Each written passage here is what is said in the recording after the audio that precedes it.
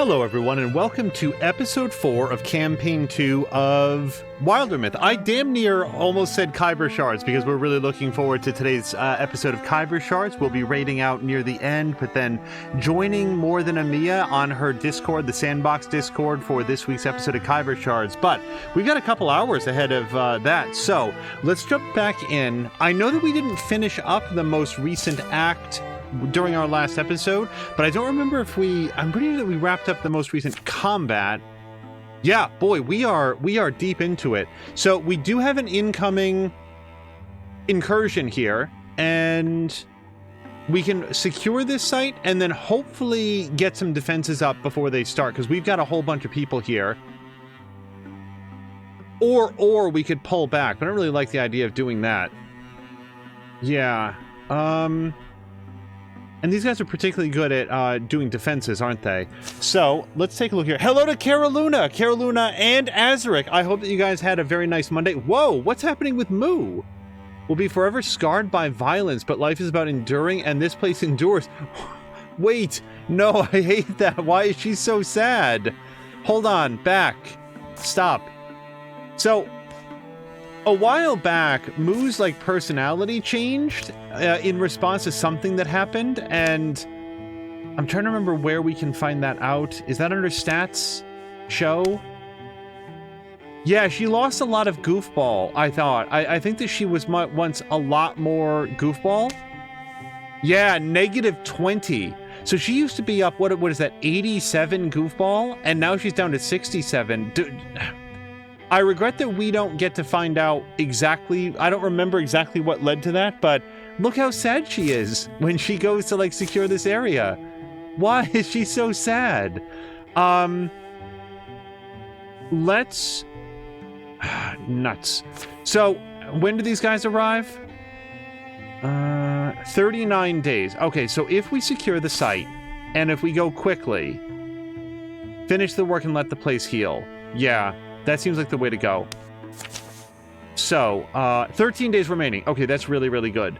The only thing is that I'd really like Mothoth and Jägermeister to participate because they are very good at doing this quickly, and they are 14 days away. Yeah, you know what? It's not worth it. Let's just keep them at their current jobs. Ugh. Let's get at least one of them over here. Oh wait, Glomdy's here. Yeah, Glomdy gets double effort. Okay, here's what we're gonna do.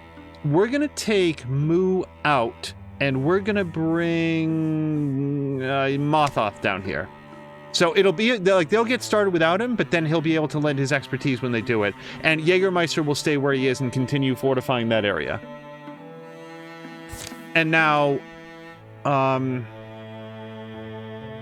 maybe they won't. Urgh. So, Moo, yeah. Moo and... Maybe I want to bring Moo back here to help out with this. Because I'd really like to, patrol these areas, but then Moo is very likely to be, what's the phrase? Ambushed. I don't want her to go back, though. I'll tell you what. Let's bring... Wait, a pass? I don't need a pass. Do I? I don't... There's no mountain range here. Oh, that mountain range. Yeah, no, we already did that. So, let's scout, and we're going to send Moo, and actually, let's bring Jägermeister down here to help out with that.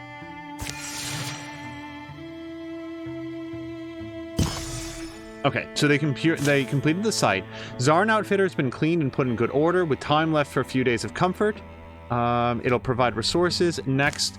and we did get hides and fabrics, so that's good. Now, when do these guys arrive? 24 days. What kind of defenses can we get in 24 days, do you think?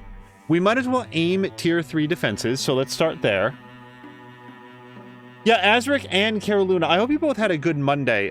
Mine went fine. Coming in off a storm on the weekend, but the storm went fine, and work was very, very productive, so... it went just fine. I hope you guys also had a nice Monday. Let's aim at tier 3 defenses. And... yeah, Brian gets double benefit from that. Yeah, so he's going to sort of lead the charge. And otherwise, they'll all be here. This is a really strong party to intercept that. Nuts. Oh, no! Okay, so we'll have to see how this goes. Emerald and blue dragonflies should be strung through the air, but all the bugs are gone. Sloshing shadows pick their way through the swamp, moving rigidly, noisily, grinding. Close now. Too close. Morthagi, says Moo. So, Moo can get temp damage if she rushes their line, temp health if she's patient and escapes effectively. Set fires, Chaos can be an ally. Now, she does benefit from having access to fire arrows or double stunt percentage. She's very good at stunting.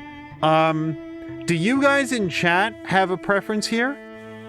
I will, if you guys are here, Caryluna, Azric, anybody else who comes in, do you guys have a vote on how we're going to save Moo? She was almost done with her patrol, too. Fortunately, she's a hunter, so I think that we can probably stealth her out of there. Samalander is voting for damage. And hello to Samalander. Do we have any additional votes? If damage is the runaway winner, or the winner at all, we will select that.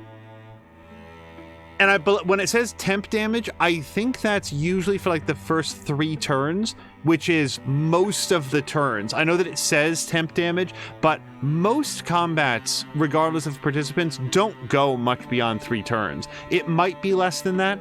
You know, we'll find out together. All right, we'll go with temp damage for now. Well, we'll go with temp damage. Moo breaks forward, intent on destroying her enemy, or else carving a way to freedom. The swamp paths are a snarl of safe tracks and sucking mud pits. She can lose pursuit, given long enough to run. I really wanted her to have some backup. Okay, +2 damage and potency for 3 turns, which is no slouch. So we've got a butler, who is pretty dangerous, and a watchman who, can be dangerous. Okay, there's our escape vector. It actually doesn't look that hard to get to, but, oh, or we've got one over there. So if we... Gosh, I kind of feel like we can just leave. Because she can just stealth, right? But she's got an 85% chance to do a large amount of damage to this guy. Now, can I find out more about him? Bone Stitch gives temp health to a nearby ally. There's no fires around for it to suck up, and there's no debris nearby for it to suck up. Now, what is its movement? Not actually that great, and it doesn't have any... What's the phrase I'm thinking of? It doesn't have any ranged attacks, so it's actually perfectly safe for Moo to move, yep, right here, and then shoot it.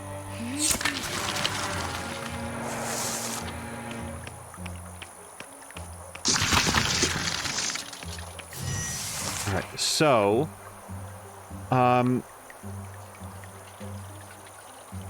if Moo moves here and then shoots, 85% chance to kill it. Oh boy. In gambling odds, that's real good. And in XCOM odds, that is that's not so good. Yeah, do it. Oh, these guys, they ambushed the wrong hero. Okay, now, Watchman here has a bunch of armor, and it just took cover. We could flash cone it. Tell me what these guys do again. So this guy does have a ranged attack. Now we can blind it as basically a swift action, which is pretty cool. So let's not flash cone it right now, because what we'd want to do is come down here and then silk step. Actually, let's silk step back here. I don't want him to know where we went. Okay, it guessed wrong, which I like. So we've got an 87% chance to damage it, but not to kill it. So here's what we're going to do. We're going to move over here. And then we're going to use the flash cone, which again, is a swift action, so she'll still get to attack after this. Okay, so now It can't hit her, I don't think, even if it wants to. And now we're going to get to attack, which will go right past its armor. Okay, so the fact that that dodged, not that big of a deal, because I don't think it can hit her. Or maybe it can hit her a little bit. Yeah. So, I can try some of that again. Move up over here. Yeah, we might want to start making our way to the exit. She does have another flash cone, like we can try this all again. Whoops. It's another 2 damage for free. And now, so this is not gonna get past her armor. So we'll just have to see what it does. Oh, I want to kill this thing so much. Yeah, okay.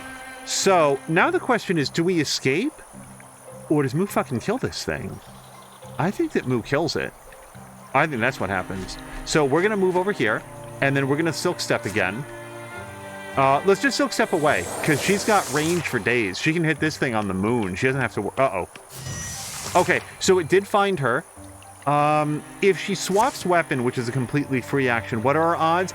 86% chance to wallop this thing with a hammer. Do it. Yeah!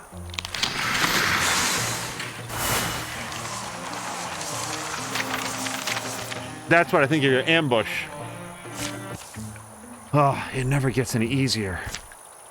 I don't know, Moo. It seemed like it got a lot easier than where it used to be. Yeah, Moo single-handedly fought down that thing. Look, Jägermeister isn't even going to make it there by the time that they're done.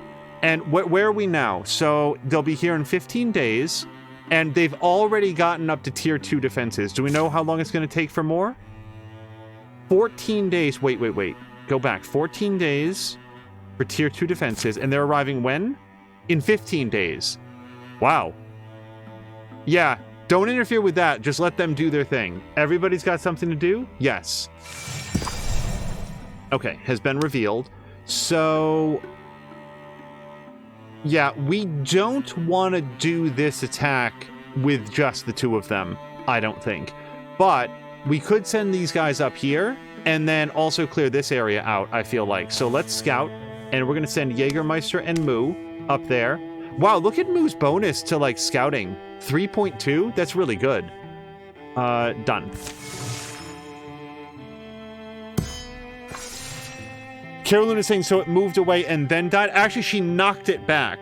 That's the thing that the big 2-handed hammers do. When they hit, they do bonus damage based on how far back they're knocked away. That's one of the things that made Mia super effective in the first campaign. By the way, so if anybody watching this isn't aware, both Salamander and Carynne have been doing just fantastic streams of Star Sector. And before I click like the next button, I just wanted to say, I love Stellaris, and it is impossible for me to look at Star Sector and not say, wouldn't it be amazing if Paradox looked at that combat engine and did that for the combat in Stellaris? Like, I would love it so much. It's so much fun to watch you guys do it. Anyway, we won't get too distracted by that. So we're ready to defend now. Yes. Yeah, we've got... Wait, Moo is there too? Oh, okay. And Jägermeister. Okay, I thought they were just moving through. I really did not think that they were going to be allowed to participate. But what do we have? 1, 2, 3, 4, 5, 6, 7 heroes. So only 2 farmers will join the fight. Let's hit it. I don't fear this incursion very much, I have to say. Yeah, Sam Lander says this combat is amazing. The Morthagi have come. Their advance is methodical and oppressive. Stone explodes into splinters when they wish it gone. Their raking limbs shine unmarred. How should the defenders respond? Okay, so we're going to need a community vote. Hello to Jab! Get it done with and eat a big meal, right? Says Glomdy.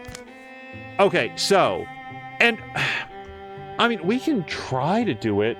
I'd love to do this in the form of an official poll. The trouble is the poll will also take a minute. Hello to Jab and hello to Markintosh. Hold on. Let me see if we can do it from within OBS. I kind of don't think that we can, but we'll try it. No, not a goal. A poll. Oh, wow, it actually lets us do this. Okay, so let's do the question, then everybody can vote, hopefully. 1, 2, or 3. And then our options will be 1, 2, and 3. And we will run this for 1 minute and start poll. Okay, so now everybody gets to vote. I figured just saying 1, 2, or 3 would be faster than methodically typing out. So just so everybody knows, number 1 would be charge into battle and take the fight to them. That's Doc Limitless's vote. Jägermeister would vote for use our knowledge of the land and harry their approach. Or Mothoth, another mystic, would say stay hidden until the last moment and fight with cunning. So we'll see what people vote for. Sam Melander is saying you stay in much more even fights than I do. Oh, so, and Caroluna's asking, what do you mean? I think, Caroluna, that you, I mean, I haven't noticed this one or the other, but the way that I would read it is that you will, like, take the, actually, Sam Melander already got it here. Okay, so we have just a few seconds to go. Mark and Tasha, hope that you're having a great Monday. Mark and Tasha in particular has been following along with our Lost Judgment streams, and a lot of people have. But, oh no, was it a tie? Oh shit, okay. Well, we actually have our tie-breaking coin. So it's tied between 2 and 3. So we're just gonna flip the coin here. And that is, well, I can't read it, so it's tails. Yep, so tails will be number 3. We're gonna stay hidden and fight with cunning. Concealed amid their surroundings, they elude the frustrated eyes of their enemy. Choosing the moment to strike is up to them. Wait for it. So I think when we do this, everybody starts in the slipstream or whatever it's called. Okay, so everybody gets stealth and +1 flanking attack for this combat. These guys are fucked. I'm just letting you know. I don't want to get overconfident, but these guys are, like, really messed up. And this is an altogether unfamiliar map. So, Glomdy's outside. I'm just taking a look to see where everybody is. So, Farir Hook is all the way up here. Looks like a hunter. Okay, good. And then Carynne is in this structure here. Oh, and they've got one guy coming up behind them. So our crew is a little bit split up, which is fine.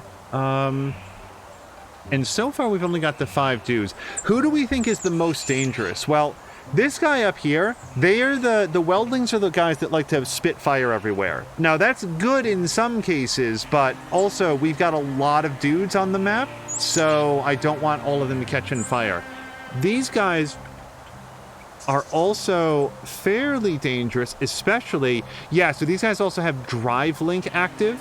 Yeah, so they're getting increased dodge and damage from being near allies. So if we wanted to mess them up, I do feel like Glomdy's probably the person to do it. Glomdy, if you wanted to grab hold of these mossy rocks, that would give us a discus, but I feel like shredding their armor off is a little bit more our style. The only concern is that Glomdy is sort of out here on their own, and I would love there to be some nearby support. Where's Doc Limitless? Doc Limitless runs, he's incredibly quick. Also, I don't know what's in this building, but I assume it's not a person, or an enemy, I should say. Alright, yeah, Doc Limitless is quick, but not quick enough. Where's Moo? Because if we even have Moo... Yeah, okay. Oh, we're just outside of fire arrow range. So if we bring Moo up here, Moo cannot attack anybody from this position, but she'll be in reasonably good position to help Glomdy. Yeah, let's bring Moo out here. Oh, and we also have to switch Moo's weapon. So let's swap weapons. Yeah, she can't shoot anybody from this vantage point, but that's fine. The enemies don't know where we are. We don't need to go too far with this. Yeah, let's set some traps. We don't need to take action immediately. We're going to bring Glomdy back here, and I don't want to use volley of arrows with Glomdy specifically because that would expose them, and, you know, it would be good to do against these guys because they're clustered together, but then they could counterattack. Also, I'm pretty sure that interfusing will reveal Glomdy, so we're just going to have them wait. Alright, now, Ronan, who's one of our newer hunters, let's bring him out here. And again, we'll just wait. Now, like either Mothog or Jägermeister would be natural choices to call in a flurry of arrows. But I'm not 100% sure they can do it if they can't actually see the target. Let me bring Jägermeister down here so they can pop open that door if he wants to. But let me also just see, can we, yeah, no, he cannot call in volley of arrows against a target he cannot see. I also suspect that opening the door will spoil his stealth, so let's actually just have him wait. Now, Mothog, we have to assume that this guy's going to come in here, but if it can't see Mothog, then it won't be able to attack him. So again, we'll just stay in stealth for there. Now, this Watchman, we get to choose how we want to apply this. I'm thinking...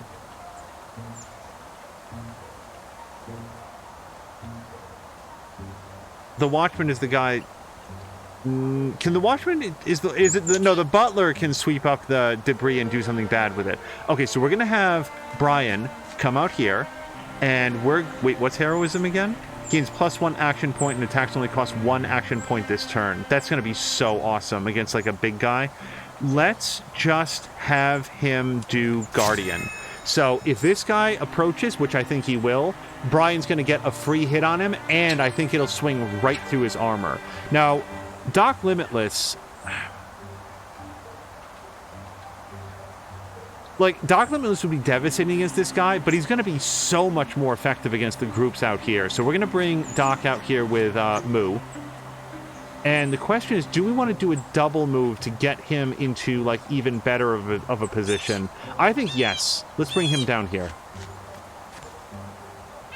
Oh, hello to Moo! Moo, sorry, if nobody has told you, you just single-handedly beat back an enemy ambush and you didn't run. Hello to Haseo.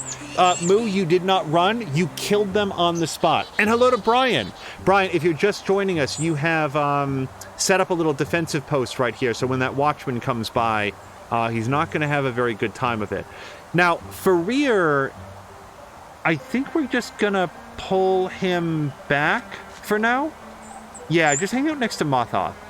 We're going to lay in wait this round. So our final step then is with Moo, and I feel like we want Moo in sort of a more centralized position. I really should have stuck near the fire arrows. Yeah, let's bring Carynne up here. Just hang out with Brian.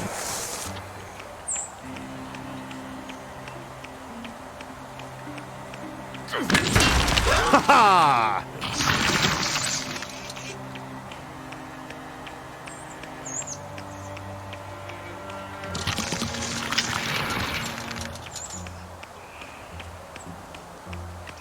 Yeah, see that these things can't puke fire all over us if they don't know where we are. Okay, so Brian is out of stealth, which is fine. Brian is going to... Wait, that's not Brian. So, Brian could every other turn. Yeah, Brian's not going to be attacking anybody else. Oh, wait, no, he might be attacking that Weldling. I doubt it, though. Let's shield cheer this guy and just... Is it worth it, though? Is it worth it? Because Brian can just... He's got a 90% chance to kill it. Yeah, he's fine. Okay. And Brian just boosted up everybody else in the party with his wolf call. Now, Carynne does not have Guardian, so he actually can't lay a trap for this guy. So let's just make sure at least that when this guy starts puking fire, he doesn't get to hit both of us. Can we do... Yeah... Yeah, we're not in a real good position for that. Darn it, Carynne. All right, we'll leave Carynne for a second. Now, these guys are now right next to each other, and I feel like Farir could do pretty good with the volley of arrows, because they're right next to each other. These guys are too far apart. Yeah, the Butler will do something else with. So let's bring Farir back here. And we're going to do volley of arrows against both these guys. But only those guys. We don't want to hit Glomby. Yeah, 69% chance. It's better than 0. Archers! Do. Nuts. They both dodged. Damn it. Yeah, Brian and Moo, I hope you both had a really good Monday. Okay, now, I think it's time for... I don't want guys to be too grouped together, but I don't want Glomdy to be out on their own. Glomdy's going to interfuse with this barricade, and then the barricade is going to explode on these guys, but only those guys, I'm just double checking, and take out their armor. Are you kidding? What? Okay. That's fine. It's fine. Eventually they have to take damage. That's the rule. Let's attack. So this is going to cut right through its armor, and due to Doc Limitless's ability, I think he'll get to move and attack again. Let's find out. Okay. Now that we've got all those dodgings out of your system. So actually he can move. I don't think that he's got anything that... Oh, wait, he can throw knife. Throw knife. Okay, I mean, it hit him a little bit. And then he could throw a second knife, or he can move away. I should have moved him. Darn it, I should have moved him before I swung with the axe. Okay, well, since he's just sort of like out and exposed, let's get him back out of the area so that he doesn't take damage. Okay. Now, Farir still actually has a move. Let's... Or an attack, rather. Yeah, let's use a 76% chance to hit this guy. Okay, this guy is just a big nudge, I've decided. Ronan, you can attack this guy. And, okay, so here he's going to have a flanking attack, so that gives him double damage, double chance to attack. This is going to kill this guy. I like it. Okay, now Moo, we can go after this guy or this guy, and either way we're going to give her Ember Arrows. Now the advantage to Ember Arrows is that they get past armor. The Butler doesn't have any armor. At the same time, he's way more dangerous than this guy. Tell me about Spectix. Slam. Yeah, I mean, like, it's not that they can't do anything, but... Yeah, hold on. Moo cannot quite hit that batch beat. Oh, no, yes, she can. Okay, let's bring Moo here. Moo. Okay, 90% chance. Look at this. 90% chance to hit this guy and take off a point of armor. And a 15% chance to stunt. Let's hit it. Yeah, and now he's standing on fire. He's not going to like that for very long. Now, Jägermeister, he can open up this door. Yeah. Open the door. Okay, and I was wrong. That didn't actually spoil his stealth, which is nice. Let's interfuse with this. Now, what's the range on this? It doesn't actually say. And I'd rather interfuse with this thing down here. Or, you know something? If we cast a tree... Hold on. This is good cover. All right. So I do see that there's like an enemy spawn point right here. I just want to acknowledge that I'm aware of that. But yeah. Yeah, let's bring him down here. I'm going to put that tree. No! Oh, I can't do the tree from here. Okay, that's fine. But not really fine, because if we interfuse with something, we can't then do anything about it. So I guess we'll just wait with Jägermeister. I keep forgetting that the tree cannot be adjacent to other points of scenery. I think that they don't want you to be able to, like, block, like straight up, like, make a blockade around which the enemies can never move. I think that's the game logic to it. Whoops, sorry. Morthagi, where are you specifically? You're up here. So, yeah, the Batchbee, now that I look at it, has enough magic armor that it's not actually going to take any damage from standing in that fire, so we may still want to do something about it. And Morthagi is a particularly good interfuser. So if Morthagi interfuses with this log and this rubble... Wait, But I'd rather do that against this guy, wouldn't I? How about this barricade? What I'm thinking is Splinter Salvo. Explode 2 or more interfused wood objects into a higher damage burst between the objects. This guy's standing more or less between the objects, at least I think he is. So, yeah, the trouble is he's too far away to interfuse with both. Darn it.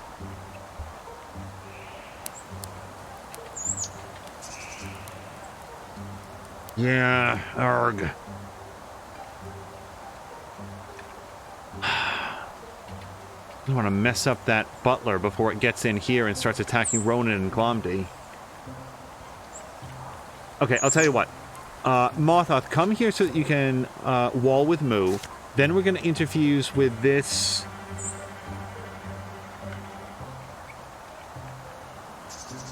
shovel. And we're going to do Stunning Barrage against this guy. So this is he's got a 41% chance to get stunned. Or, I guess, a 100% chance to not have anything happen at all. You know, the way that this has been going so far. Okay, Carynne, where are you? So Carynne is still in stealth mode. I think we'll bring you out here. Yeah, I didn't forget about the welding. I just thought that we had bigger fish to fry, and now he's going to fry us.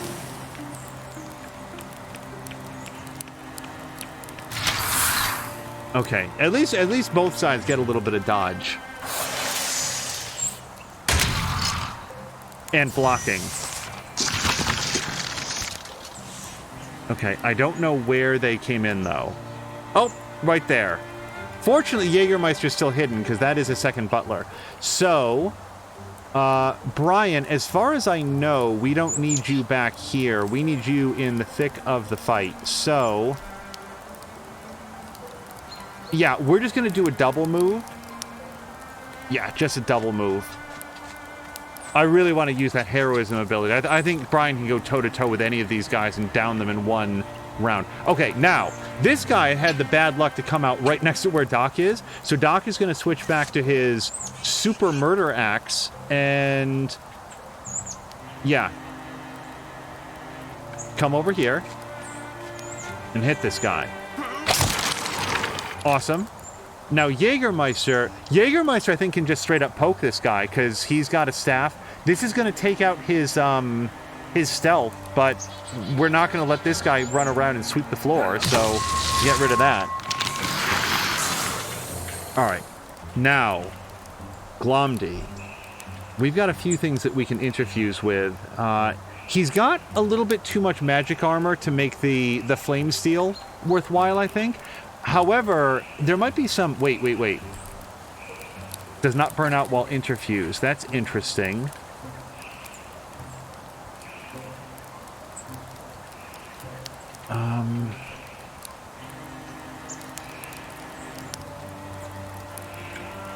Well, hold on. What if Glomdy grabbed this fire and leash it up against that batch bee? That might work out. Let's grab that. And then fire leash. Oh, we can't quite attack far enough.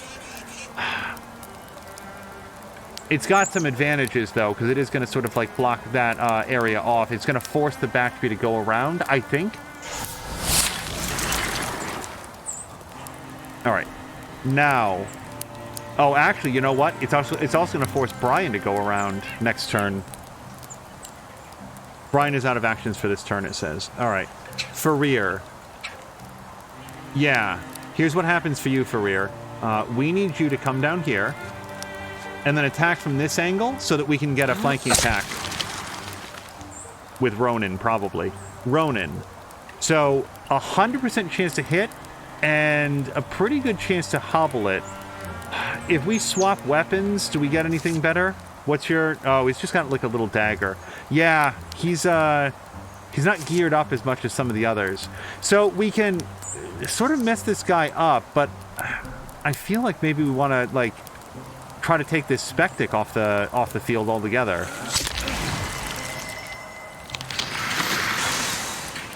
Okay, so now we're to Moo. Moo is no longer stealth. 100% chance to hit this guy, or, and I think this is probably more important, to flash cone him. Yeah, let's do flash cone, and let's do it right Oh, we can't hit both of them. Okay, so here's what Moo's going to do. Moo's going to blind this guy, but also hide her daughter. Because when this hits Glomdy, then Glomdy will get hidden ability. Okay, so that was a free action. We still get to do stuff with this. I think we want to kill this Weldling or the Batchbee. One of the two of them's got to go. We've got a 90% chance to end this guy. Let's do that.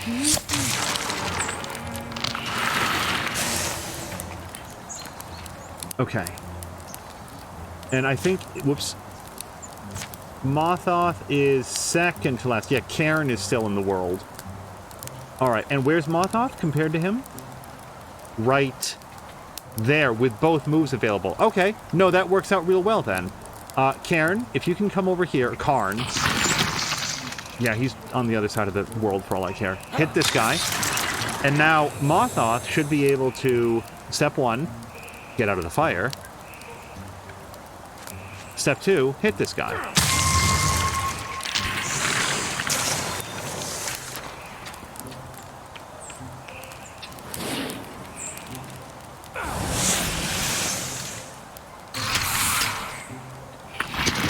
Okay, Mothoth, fortunately, took 1 point of damage from that because he has magic armor for days. Okay, more guys are coming in, but that's fine. I think that this is going real well for us. Okay, Brian. I think this is Brian's time to shine. So if we want to do heroism, gains +1 action point and attack actions only cost 1 action this turn. Yeah, this is it. Brian, hit it. So we're going to do heroism. Hold on, cancel. Why is he going to take damage from this? Oh, is this guy full of fire? Yeah. No, that's fine. Brian doesn't care about that. I understand the risks. Brian fears nothing, including 1 point of damage. And now, slam him. Slam him. Oh, he didn't quite finish the job. 1 point left. Okay, but that's fine. So we do have a Weldling that's come down here. I feel like Doc can take care of this guy pretty easily. Let's go over here and... Okay, got to dodge in. So then, Jägermeister, if we wanted to do this with you... Probably want to move up over here and then do an interfusion with this barricade. And cross our fingers that we can Splinter Blast this in a way that doesn't... Darn it. Okay, doesn't do anything for us. That's no good. Alright. In that case, we could interfuse with a second thing, but that is going to end the turn. Do I have anything at all I can do against this Weldling? We can't do a volley of arrows, because that also hits Doc. And, yeah, Ditto goes up here. Although it would only have a 42% chance to hit Brian. Can I get a tree up here? We can. It would pin the Butler, but the Butler's only got 1 point of health, so it's not going to make much difference. Let's interfuse with this chair. We'll get Jägermeister all set up for next turn. Okay, Mothoth. I keep doing that because I want to center it on Mothoth. Because, like, where is he right now? Oh, there he is. He's behind the Butler. I feel like Ronan can take this dude out. Wait, do a strike. Why? Oh, that's right. He's got, like, a short blade, so he has to be, like, over here. Oh, I don't want him to take the damage on this, though. This blows. All right. That's fine. Move back 1. And then switch back to your bow, and then shoot the bow at that guy. Done.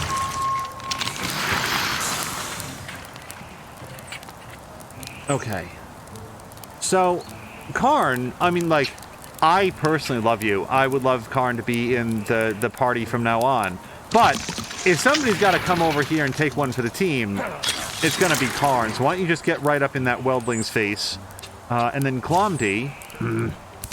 Apparently that's my new thing where I'm trying to center on the enemy. Now, Glomdy could probably grab this rock and throw it at the Welding.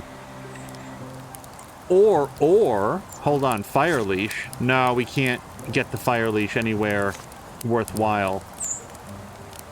Okay, well, Glomney can still come up here, and then maybe interfuse with that fire. We could move the fire onto the Weldling, but A, I'm not sure it would take damage since it has 2 points of magic armor, and B, it would injure Carynne. And I'm not really all that worried about Karn's well-being, but neither do I want to hasten his demise. That's just being a jerk for no reason. I don't know we can do very much with Glomney on this particular turn. I'll tell you what, let's interfuse with that fire and have it ready for next turn. Now, Glomney, yeah, we can throw down some arrows, but they're just as likely to hit our guys as theirs, so maybe I can interfuse with one additional thing. How about this wheat bundle? Alright, so Farir, yeah, Farir moves here. He can attack this Weldling. Moo. Okay. Okay. Moo can make these guys real sorry that they came here. Yeah, if Moo moves here, she gets Ember Arrows, and I think can probably finish that Weldling. So let's try that. We're going to shoot here. All the dodging. Okay. Morthagi. Let's have you come up here and wall with Moo. And then you're going to interfuse with this rubble. And then do something cool for me? Yes, we get to hit one or the other. Discus, half damage to the second target. Yeah, I don't think these guys are close enough to one another. Or we could Splinter Blast, but again, that hits Carynne. Okay, Discus it is. There we go.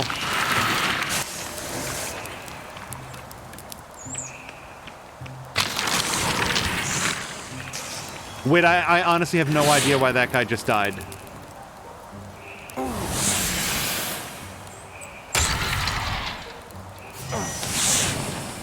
Wait, what? What happened down here? Why did that guy die?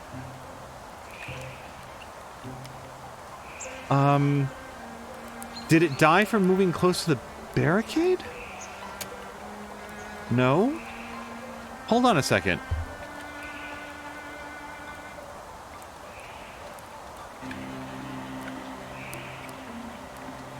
The Weldling dodged. Yup, Ronan used shoot. This was our turn. Farir used shoot. Done with turn. So Brian lost his heroism. The wheat bundles took damage. Weldling used move. Weldling took 3 damage. Did anybody see what happened? I'm going to go on, but I don't know why that guy died. I'm glad for it. It's just weird. Okay, now, Doc is going to do what Doc does best. He's going to come up here and get into position to wallop this guy, if needed. I kind of doubt that it'll be needed. Moo has Ember Arrows? Yeah. Yeah, she does. Alright, so go ahead and shoot this guy. Alright. Jägermeister. Splinter Blast? No, we're too far away. Tree? No. Volley of arrows. Well, we could get Carynne out of there. Hey, Carynne, you've done your piece here for King and Country. Come on back. Now, actually, Carynne can do the wave of arrows. Arrows!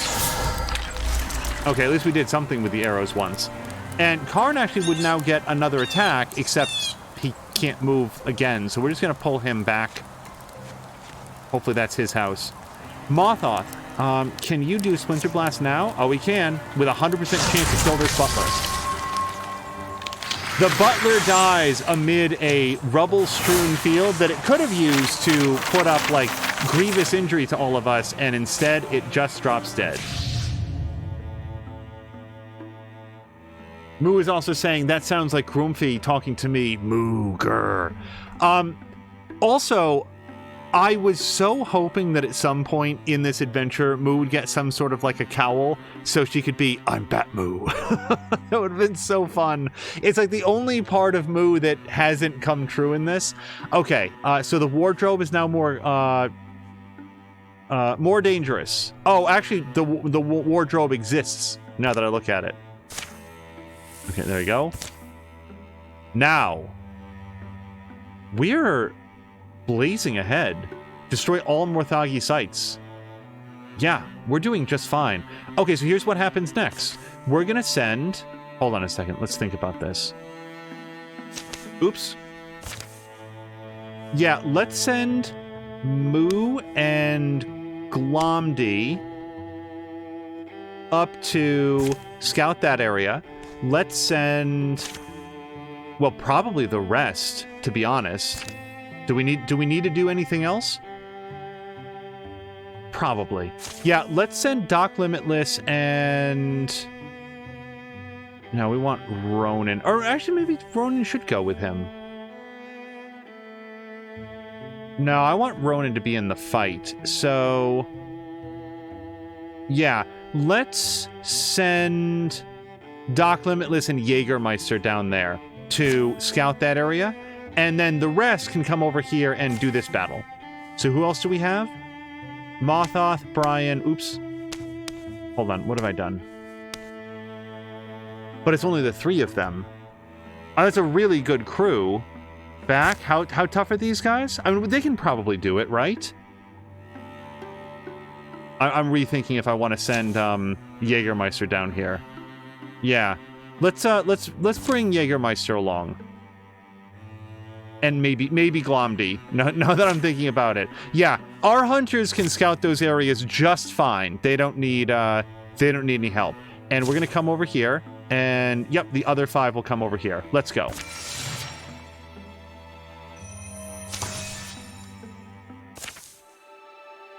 Okay, Dreams and Bones. Also, Moo says, I am vacuuming and mopping and doing laundry. Wow, that's a bunch. Moo is also saying hello to Brian. Sounds like Groomfeed talking to me. Oh, that's where we are. Exclamation point, Loot Cowl. If only. I would love to do that. Azric says, Moo, that needs to be an emo, your Moo with... And Moo, I even know the exact one. It's the one that's going like the... Not the laughy one, but like the grrr face. Like a bat cowl right on top of that would be awesome. Alright, so everybody's in their tent. Oh, except for Mothoth, who's sneaking out. Ronan? A walk, maybe. Can't explain why the wind's purple. But then, there's a lot that can't be What? Whoosh! It is the purple wind? Oof. Oh boy. It's not someone you want to see on a dark night of purple wind. Hello?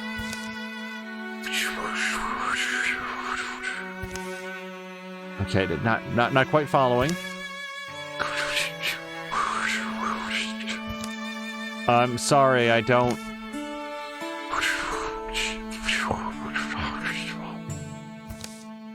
Two cold memories float into Mothoth's head. Oh, it looks like they're a memory of a bow and some sort of a polearm? Or is that a different bow? Looks like polearm. Fashioned of bones and long hidden. But as the figure began to fade, so did the memories. If Mothoth concentrated, he could hold on to one.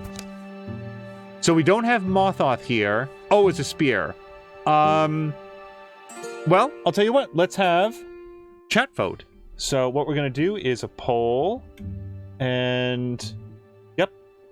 It would be nice if it positioned the cursor for me. Okay. Which should Mothoth take? Question mark. Bow, spear, or neither? And we will have a community poll on that. Now, I will say, my suspicion is that if neither is chosen, then we get an extra legacy point. That seems to be what happens in these situations, but it's also a guess. It's possible that if we go with neither, all of Mothoth's bones are pulled out of his body to fashion a third weapon. Like, I have no idea. This game is very, very unpredictable.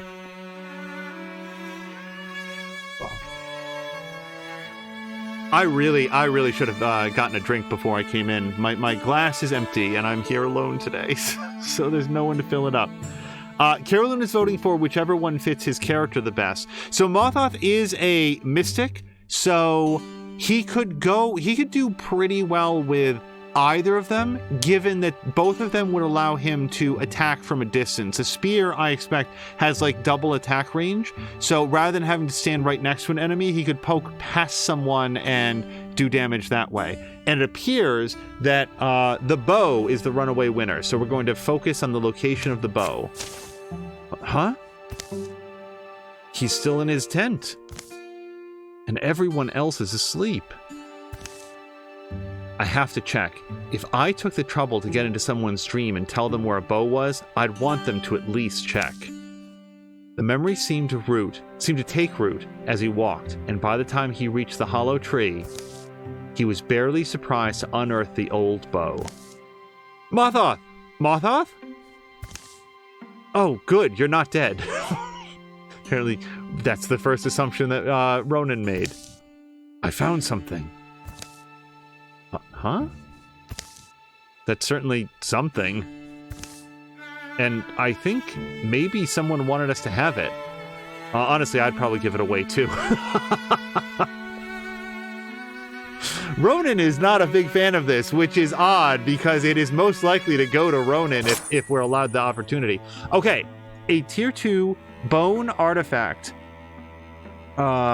A bow fashioned of bones. It has an unpleasant aura. Bonus potency, but a penalty to charisma. +2 potency, -10 charisma, and it can shoot. What it doesn't say is... Well, I guess potent... Okay, so bonus potency, that's magical ability. Well, we could give that to Morthoth. It is his. He'd drop -10 charisma.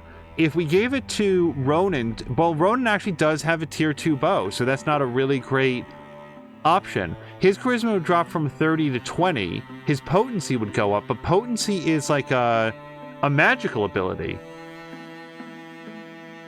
Yeah, I think this is going to go to Morthoth. Oh, sorry, it's not a magical ability. What I mean is that it is your magical ability. Yeah, let's give it to Morthoth.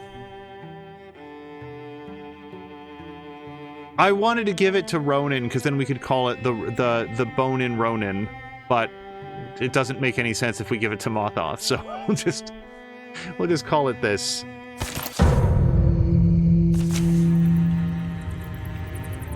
Okay, so now, hey, we're gonna find out what a wardrobe is. The scream of metal and snap of bone echo from its rusty guts as the massive chamber quakes. I'm pretty sure that we have seen a wardrobe, but I believe that past victories removed it from the deck and now it's been re-added. Oh, a stone spirit. Boy, it's really running very far away. Okay, just hypothetically, who would benefit from the stone spirit, do we think? Here's Ronan. Where's your gear? So Ronan's got that green striker or the skinning knife. I wouldn't mind having a stone skinning knife. Brian has battle burn and... Yeah, Brian's already got some really, really good weapons.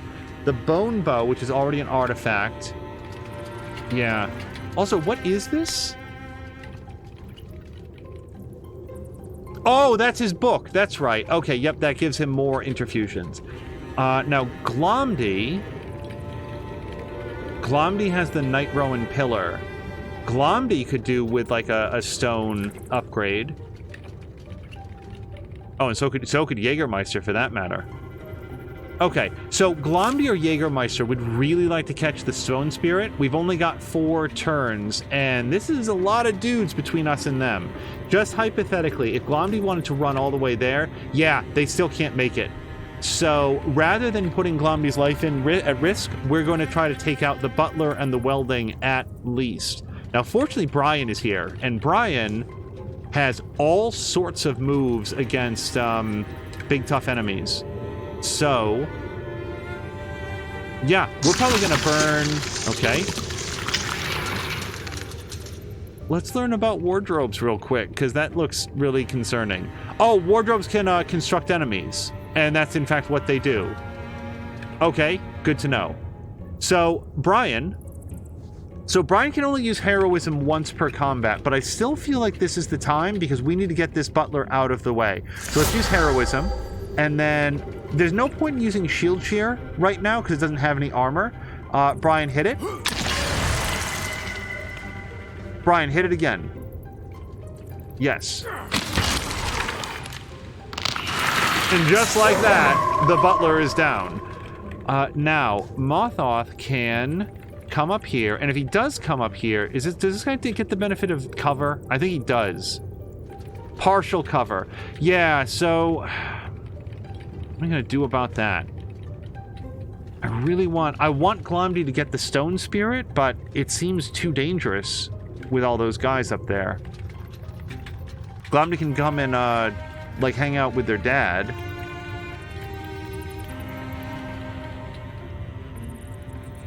Oh, we could blind nearby enemies. That'd be pretty cool. Okay, I'll tell you what. Let's bring Ronan up here. And bring Ronan up here so that he can, in fact, silk step and just go hide over there. Now, probably do something similar for Morthagi. So Morthagi now has a bow. 75% chance to mess that guy up pretty good. Or we could Bone Lance this guy. 6 to 7 damage. And it has a relatively good chance of just killing this guy. Yeah, how far can Batchby move? Batchby, show me your movement. Oh, actually, as long as Stone Spirit is there, Batchby can't come out. Wow. Thanks, Stone Spirit. Okay, that's great. Yeah, Morthagi, come up here. Interfuse with this bone pile. And then use this guy as cover against him. Yeah! Okay. Now, oh gosh, I want Glomdy to move up as far as possible, and as far as I can tell, as long as these guys move before the Stone Spirit does, they're not going to be in any danger. Ooh. This feels too risky, though, because that Stone Spirit's going to continue to move away. Oh!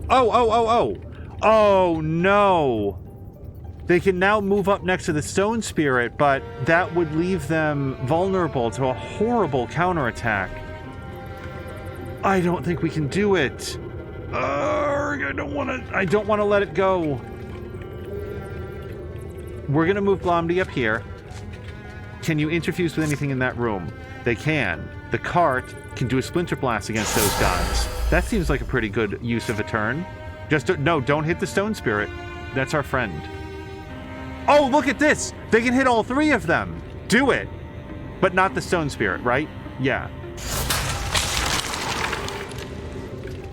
Hello to Gat, who asks, is this a 10-hour Wildermyth stream? Regrettably not. I bet that this would be the sort of game that you could play for very long periods of time, but we are only going to be here for about another 90 minutes, because then it'll be time for Kyber Shards over on Mia's Discord. But Gat311, I hope that you're having a nice Monday.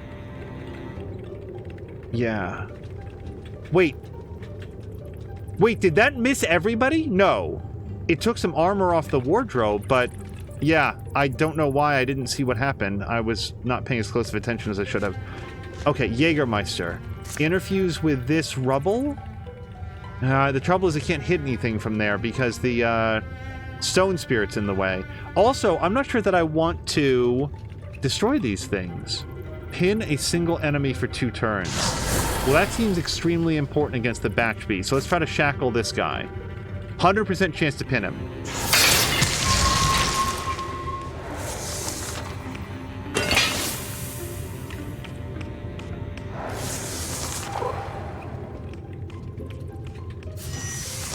Okay, we need to get Glomdy to that Stone Spirit. I'm not sure that we have any other stone items yet. That'll be unique to Glomdy. Okay, so...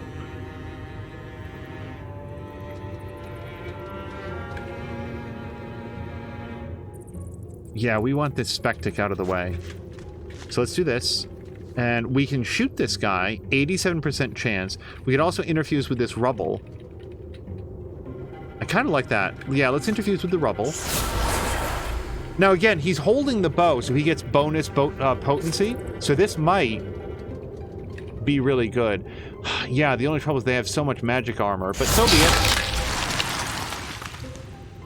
Okay. Now, Glomdy can get there. And I want them to get there before the combat is done. But the good news is there's a Spectic back there. So as long as we don't kill that, we are good to go. Yeah, I think we might have to move Glomdy back there before we do anything else. So, yeah, Glomdy, go get that stone spirit. Excitable little thing. Did you have to run so far? Okay, so we are going to get a stone staff. Yeah, stone staff. Okay. Copper Stub's limb. Shreds 1 armor and pins all enemies in a 2-tile radius. Oh, that's on a stunt. Okay, I was going to say, that's ridiculous. Also, +3 spell damage and +15 block. Good, because Glomdy's going to need it. Now, that is going to replace the Night Rowan Pillar, but I'm comfortable with it. Let's do it. Now, Copper Stub's limb.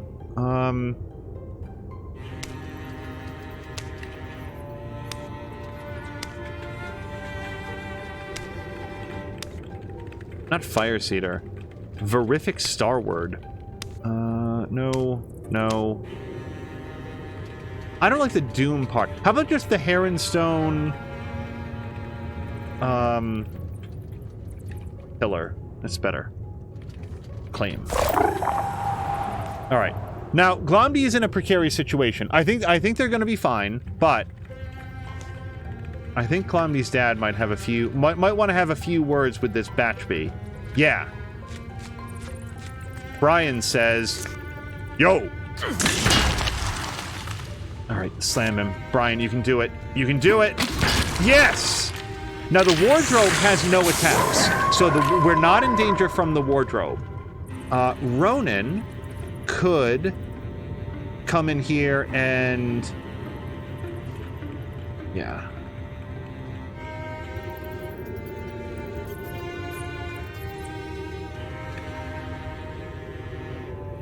Yeah, do it.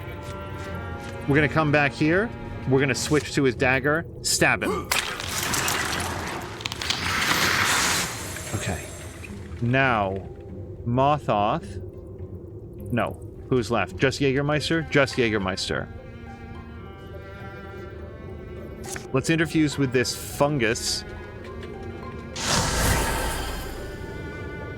And let's Wild Grasp. Because that's going to pin him.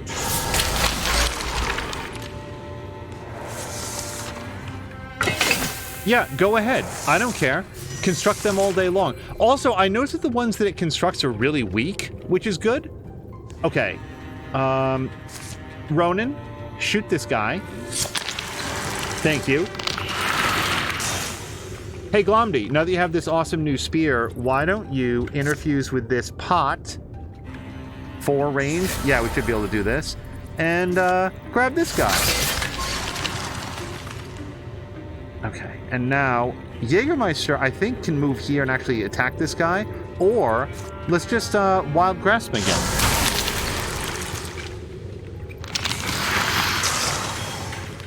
And Mothoth got a pretty good bow here.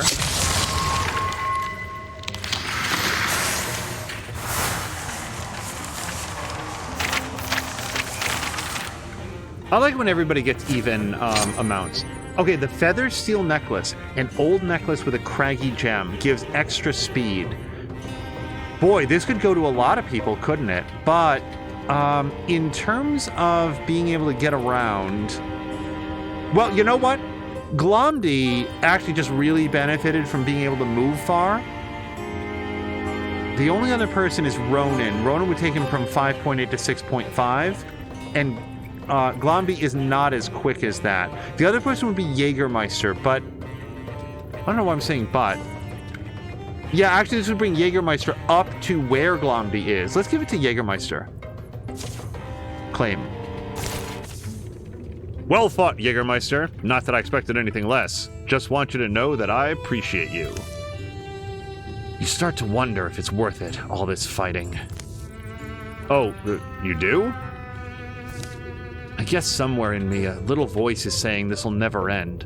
What if this is constant battle and strife doesn't end?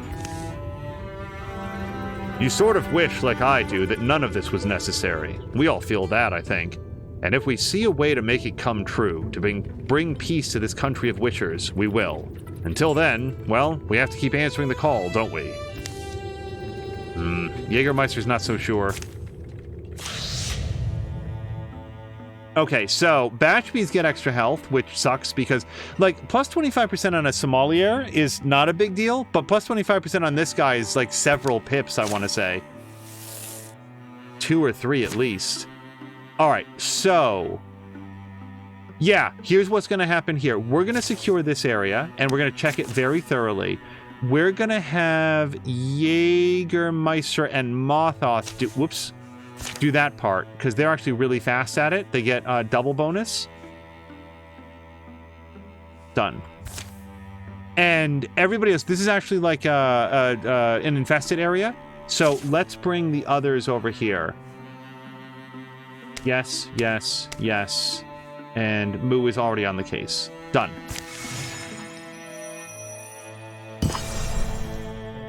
Okay. And we cannot scout this more than we already are, right? Oh, yes, we can. All right, so who was it? Doc Limitless? Yeah. All right, so this area is infested, but we can probably patrol it out of here, I would say. But it's only going to decrease the strength of the threat by 1. Like, we have a whole party coming in here. Just everybody come attack. Yeah, 1, 2, 3, 4, 5. Got it.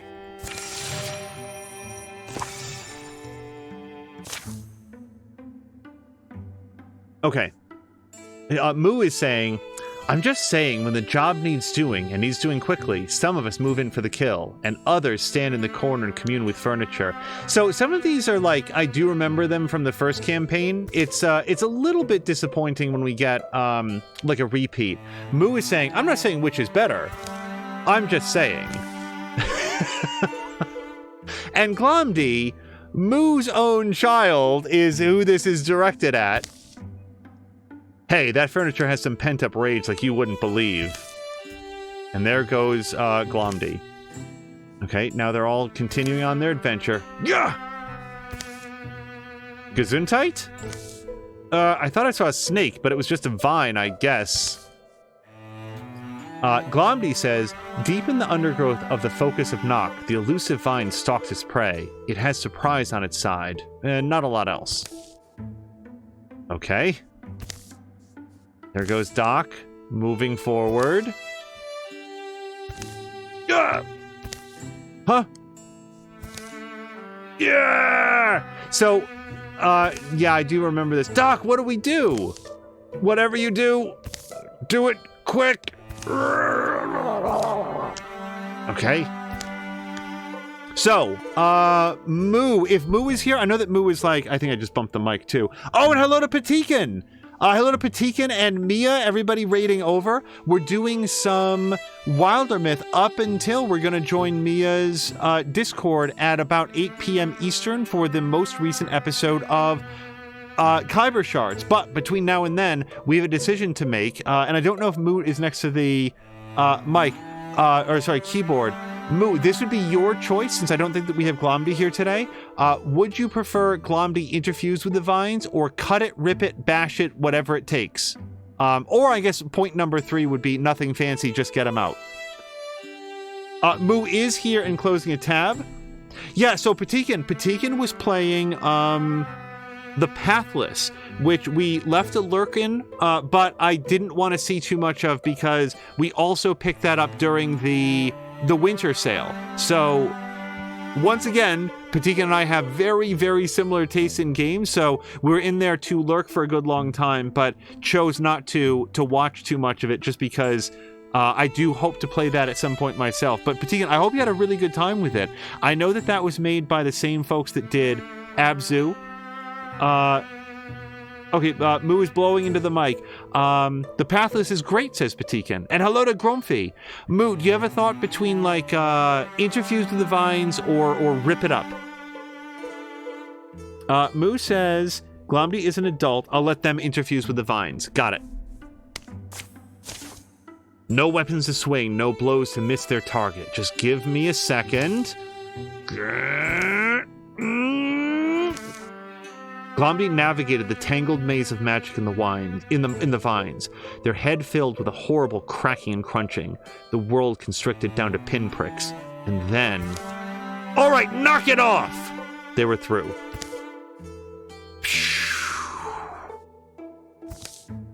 Oh, they're pulling back from Doc. Looking good. Are you okay? I think so. That was spectacular, Glomdy, I must admit. Let's hope the Draven are as easily impressed.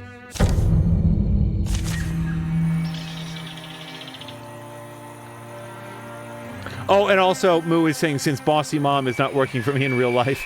Well, I don't know. I think that it sounds like you get a lot done. I'll say that. So Patikin is in the first area of the Pathless, clearing everything out, and is going for a 100% run. Okay, so all heroes get double stunt chance, and we are fighting the Draven, who we really haven't faced that frequently prior to this. So, I don't know. I'm feeling pretty good about all this. Let's have Brian move up here and kill this guy. Turns out creatures of flesh and bone go down relatively easily compared to the mechanical monsters that we're fighting most of the time. Ronan can come up here, and then hopefully... Nope. So, it had like something called Spectre Step. Every other turn, Haunt enters Spectre Step, causing the next attack against them to miss. Okay, so that was always gonna miss. Well, Glomdy can come up here and probably just poke with their staff. Okay, and now Moo has an increased stunt chance because Moo's rival, Glomdy, got a stunt. So this is a 100% chance to stunt.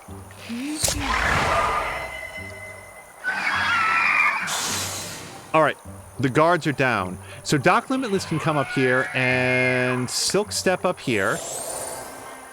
Now he could open the door, but I think we're gonna wait. Oh, Moo can also Silk Step now. That's great.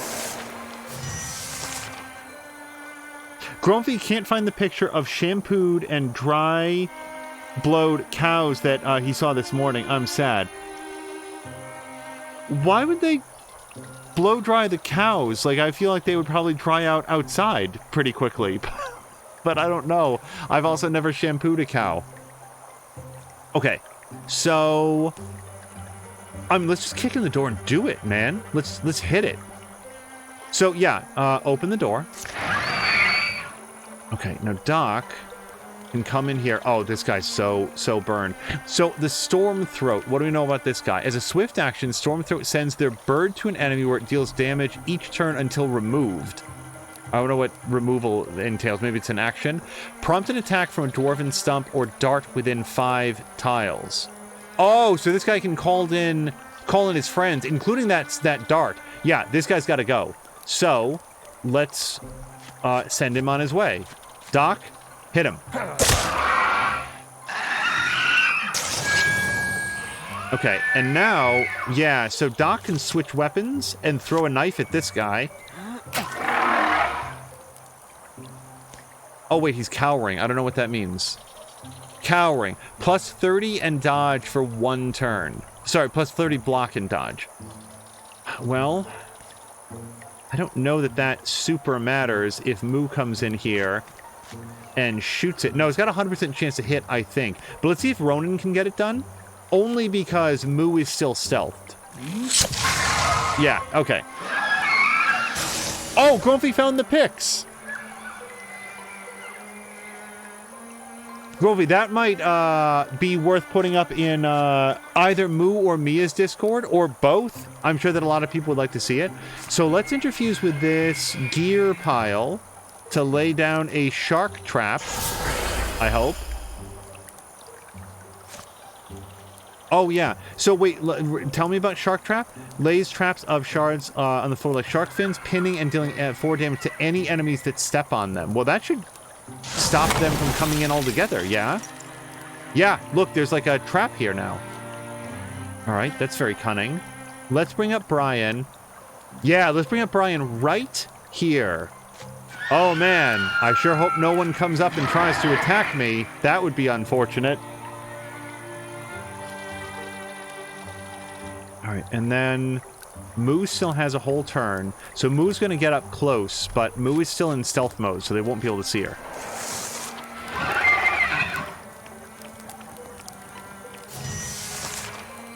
Okay. Doc. Yeah, Doc, why don't you come up here? We do not have to engage them. We can just hang back. Glomdy can come up here. Can you interfuse with anything in that room? Oh, they can. A font. So with a font, they can do Scalding Rain or Discus. Wow, both of those. Yeah, I mean, Scalding Rain sounds great, and I'm not sure we've ever even seen it. So I guess we get to do it to either of them, but not both. Or Discus, which does have a chance to hit both of them. So I feel like that's the better choice here. All right, well, we got one of them. I'll take it. Ronan, I need to take your shot here. And Grumpy has posted the pics. Alright, now Moo. So if Moo comes back here, she won't be able to do fire arrows because I think she's too close. But if Moo comes here, she should be able to.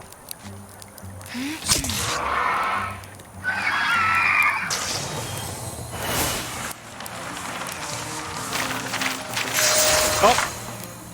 So, since we don't have Glomby here, Moo, since Glomby is your kid. Oh, actually, Brian is here as well. And Moo just got to choose. If Brian, if you are next to your keyboard, let's have you make this choice. But Moo, just in case Brian's not here, then you're on deck. So, Brian, here are the options for Glomby. What do you like? We could do Sharpshooter. Glomby deals +1 damage and has +1 range with ranged attacks, and I'll note that all of Glomby's attacks are ranged. Aid, once per combat, Glomby grants an adjacent target 4 temp hit points and removes negative status effects. So that would include things like burning or poison or whatever else. No one has Aid, that's a completely new ability.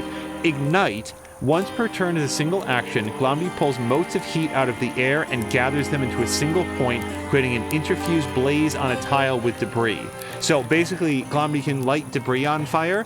That would actually be an interesting ability and very thematically appropriate because Glomdy's mom does well with fire, and Glomdy's dad can set fires. So the ability to, it would make sense that that's an ability that Glomby would have, or an upgrade to Open Mind, interfuse range increased by 1.6 somehow, and withdrawal becomes a free action.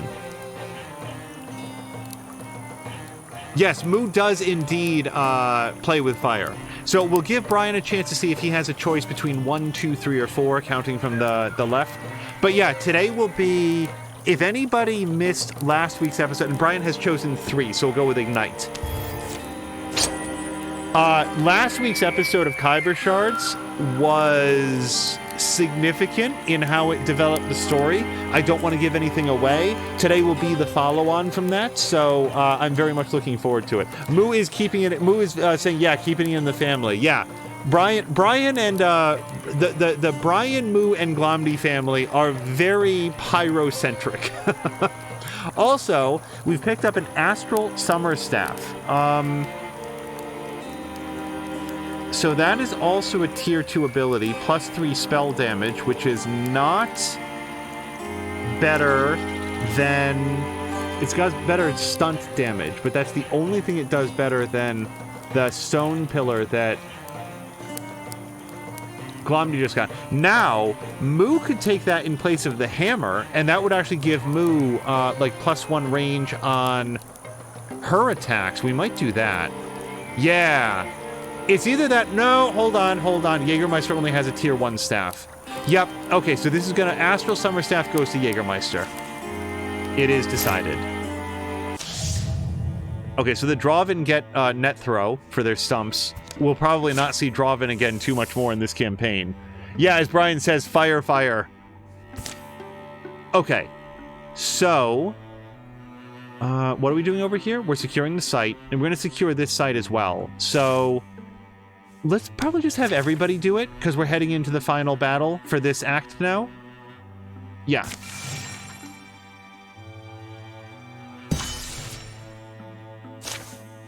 Okay, so what did we get from here? Ingots, fabrics, and spell threads, followed by a bear strength talisman. Bonus damage plus 7, or 0.7. So, I mean, this could go to anyone. Ronan hasn't had a lot of upgrades, and it's going to take his bonus damage up to his next integer, so I kind of like that. Same would go for... Oh, actually, same would go for a few of them. But let's go with Ronan, because I don't think he's gotten any upgrades this session, and B, he joined late, so we want to make sure that he gets some cool stuff to play with as well. All right, now these guys are going to be done pretty soon, so we need to decide who's going to come in here to this attack, and it's definitely going to be probably the both of them. Let's bring Brian, Ronan, Glomdy. Well, then again, Glomdy's actually helping out with the thing, and they're actually better at it than the others are. Let's bring these two, and we want to pull somebody off of this. Doc Limitless can make it there faster, but these guys are 26 days away, so it doesn't matter. Let's bring Moo. Brian and Moo get along really well, so we'll do that. Fire in Norwegian is the number 4, but it's pronounced differently. Carolina, is it Fira or Fire? I'm curious how it would be pronounced. Okay, so they have now secured that site for fabrics and spell threads, and here we have an Elkhorn talisman, so plus melee and ranged accuracy. I feel like this one might go to Glomdy. Yeah, I feel like Glomdy is going to benefit from both sides of that, so we will claim it.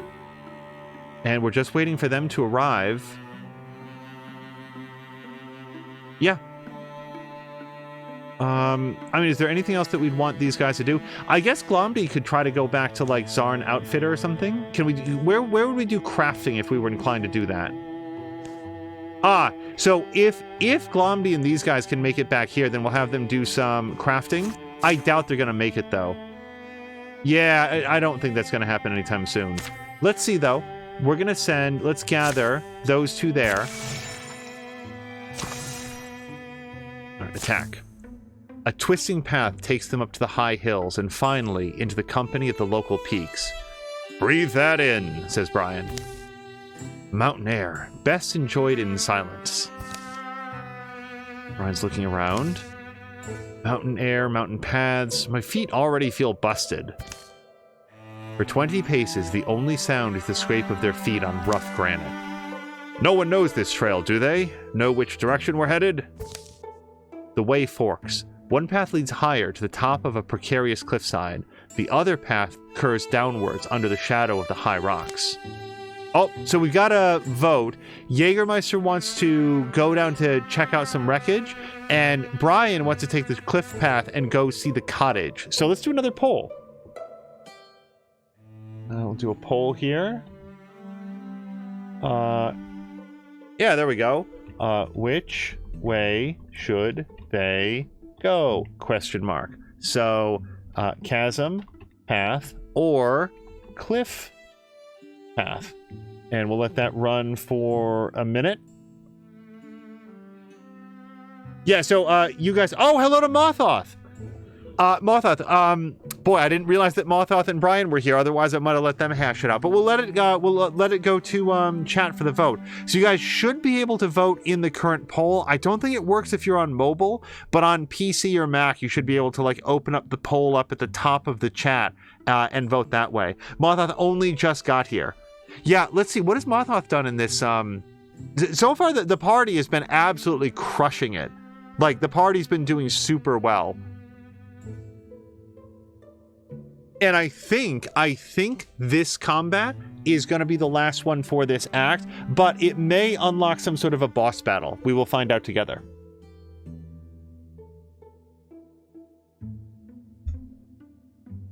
Oh, my back is a little bit stiff, but not injured. Just a little bit like, Markintosh says, I think you can vote on mobile if you know the options.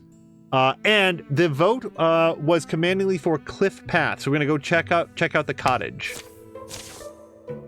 See any people? Chimney smoke? Chimney smoke?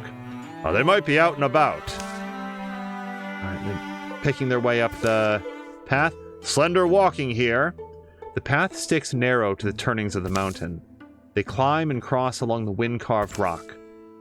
Was always skeptical about travel accounts, flowery writers, but up high, you really can distinguish the faces of the land. Anyone else gassed? My legs are killing me. Reminds us, however strong we get, we can always improve. You are the absolute worst. Mothoth is not feeling Jägermeister's optimism. Hey, let's try our serious faces, huh? At least until we've made an impression. Hello? Anyone home? This neatly piled cabin smells like sweetgrass. Its lacquered logs look strong, well-tended. A distant hawk speaks up. Besides bird and wind, there's only silence. Brian stoops through. Is there any... Oh. Fancy morning. Would you like a pork rust with your tea? Or are you a coffee man? Griddled cakes aplenty.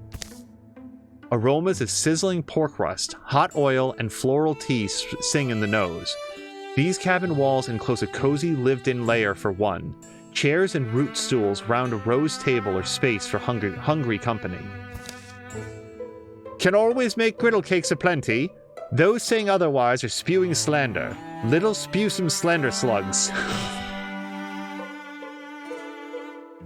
She seems a bit eccentric, but I really like her. Oh, Markintosh is saying, I think you can vote on mobile, and I'm really tired. Martha, I know it's like late for you right now. If you drop off at some point, I do hope that you've had a good Monday, and we will hopefully see you again tomorrow for some Lost Judgment. But in the meantime, I'll have a... Wait, sorry, who are you? We were just passing by the... Me? Who am I? And Jägermeister says, with no intention of intruding... They call me... Crackle. The Witch of the Mountain! Bleep. She throws a sack of flour over her shoulder. But I'm all right with Jana. Jana Tavern is what I was born as.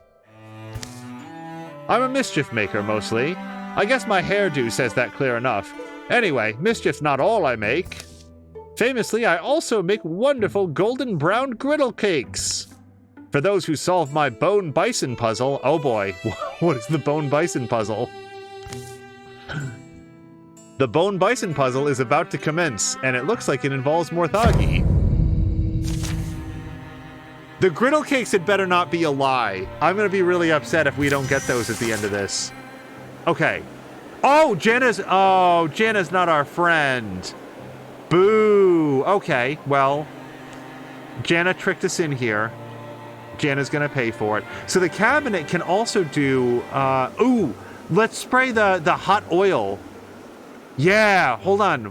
The pot holder. So we can steal the fire and throw that onto Jana, but Jana has lots of magical armor, so let's do the hot oil instead. Scalding Rain. Interfuse with this, and Scalding Rain her. There you go. How do you like that for your griddle cakes? Lamp. Okay. Now, Moo is not getting the benefit of this fire. Can we... Hold on. Why... Oh, no, she is. She does have this. So, she can shred armor, and if we want to shred armor on something, I do feel like Batchby is our choice. But she's also got a flash cone, so let's blind these guys. Yep, get them both. And now... shoot the Batchby. Carolina tried sending us downwards. Oh, Carolina was the other vote. Yeah, we never would have met the Griddle Cake Witch if we'd gone down, but we could have checked out something else, I'm sure.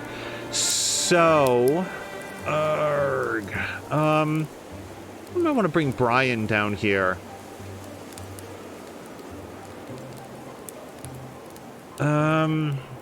Brian can't really get really close, though, can he? Well, Brian can come down here and set up a Guardian, so these guys will not be able to come in. So now Ronan can come down, probably get a clearer shot. Shoot that Batch Me and maybe hobble it so that it can't come in too quickly. That was one of Ronan's upgrades, that all of Ronan's attacks will hobble the enemy. Hello to Blobbity Blah! Blobbity Blah, I hope that you're having a wonderful Monday, such as a thing is possible. Alright, so Mothoth is going to come here. Let's interfuse with the fire that Moo just set. And then, oh, so we can now see that there's a wardrobe out there, but we can also fire leash right through both these guys. Oh, the welding dodged the fire attack, but it's not going to be able to move too close up. Yeah, there goes Brian. It stepped up to Brian, and Brian immediately whacked it back with his axe and knocked it back into the fire from whence it came. Blobby Blast says, well, my roommate just lost... Oh, dear. Blobby Blah, I am very sorry to hear that. Sorry. Blobby Blah is saying that his roommate just lost taste and smell, so not good. She will get tested tomorrow. If it's... I will just put out there, it's not too late for you to get away. Like, I mean, be safe. Be safe is all I can say. If you have any options to... isolate away from your roommate, that would be ideal. If not, then, you know, I would recommend considering yourself at risk for others. So I'm sorry to hear that. I do hope that you're well. Please keep us informed, such that you choose to. And I hope that both you and your roommate are going to be okay. I know that Ricardinho has been on the mend, I hope. He just posted in Twitter today that he really misses streaming and will be back to it as soon as possible. I'm certainly looking forward to his return as well.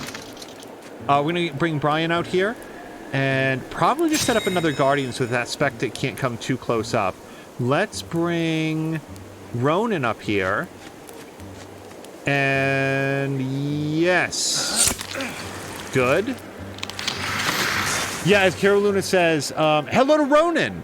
Ronan, we've gotten you some upgrades as well. But as... Okay, so Blobby Blah doesn't have options. Understood. I just... We'll say this. Not everybody who's exposed is going to catch COVID. Not everybody who catches COVID is going to be symptomatic. I think... And Blobby Blah, don't listen to me. Go online and get the most up-to-date information. As far as I know... The incubation time right now for the Omicron variant is about 3 to 5 days, so I might recommend waiting a couple days and then getting tested yourself if you think that, especially if you start to develop any symptoms. And if I can make a recommendation to both of you, just make sure you have somebody who is like checking in on you every once in a while, just to make sure that everything's okay. I just really want everybody to be safe, and that's all. We won't... We don't want... Yeah, I don't want you to feel like you have to, like, spend the... I just hope everybody's okay. Ronan says, for all I know, I've been a super spready since 2020. Been going out for a worker this entire time. I have also not had one day of, like, working from home or anything like that. I can only say that where I work, I have the supreme luxury of not having to... be around people basically at all, and can sort of like within the work do everything remotely. We're gonna fire leash this over and like do more damage to the wardrobe. A lot more damage, as it turns out. Okay, so what's left? Oh, I didn't see that there was another area over here. Well, Jägermeister can come right on all the way over here. Ronan goes to clients, yeah. I saw an odious TikTok that somebody posted to Twitch where, as a stunt, somebody went up to the register at like what appeared to be like a grocery store or something like that, and when declaring that he was going to pay cash, he then mimed like banging his hand into like the plastic guard, the plastic plexiglass between himself and the cashier. And when she indicated, no, just like reach around, step over here, he then like stepped around. It was, of course, not wearing a mask. Stepped around so that he was just face to face, inches away from this cashier, and said, "Oh, so now we just talk face to face." And she's like, "Well, I guess so." And he's like, "Yeah, it seems pretty absurd, doesn't it?" Can I just throw out there, I just want to say one time, just want to say once, when the point you're making relies on the premise being you're a fucking idiot and you don't understand how solids work, maybe the point isn't quite as strong as you think it is. Because this setup requires him to not understand that he couldn't pass his hand through solid plexiglass. This was actually a real world, sorry, not a real world joke. It was a parody of a joke that was done on the 90210 reboot when Tori Spelling also forgot how solids work and was unable to put her hands through glass in order to reclaim a dress that she had worn on some episode of 90210. When the baseline for your own intelligence is a fictional Tori Spelling, you're not doing well, sir. Anyway, on with the game. Let me just come on over here, and we can basically come right up on the door, I think. Markintosh was saying not wearing a mask, they shouldn't have let him inside in the first place. I don't know what state it was taped or recorded in. A lot of states here in the United States have straight up prohibitions on mask mandates designed to keep people alive. So, who knows?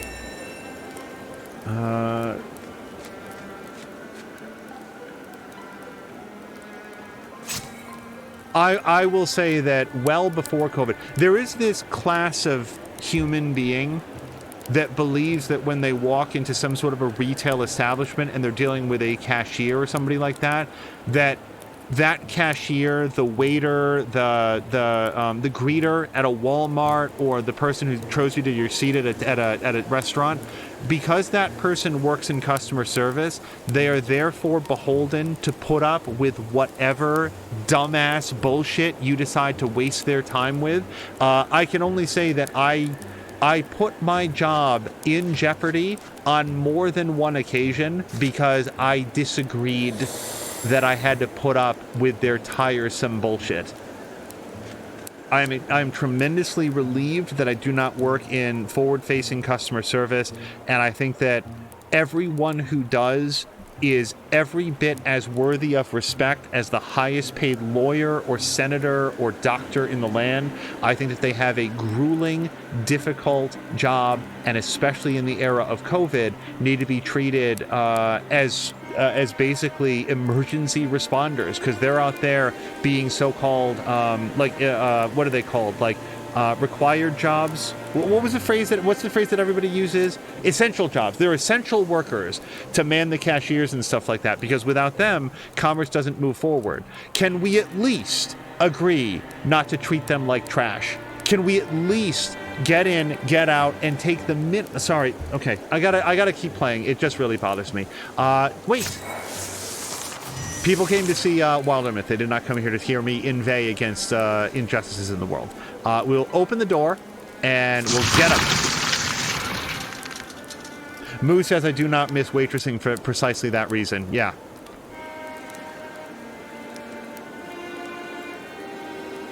Sam Melander says that he will probably wear his mask forever. Agreed. I think that will probably be... Okay, so this is a great opportunity for heroism, and I'll show you exactly why. Brian moves up here. Brian does heroism. Brian hits this guy. Or do we do shield shear? No, we don't. Brian hits this guy and probably kills him. And then, watch this, Brian sets up Guardian. And now, I guess technically speaking, these guys could move on this kitty corner, but they'd have to move all the way around Brian to do that. Oh, and hello to Donk. Donk is saying hello to everybody.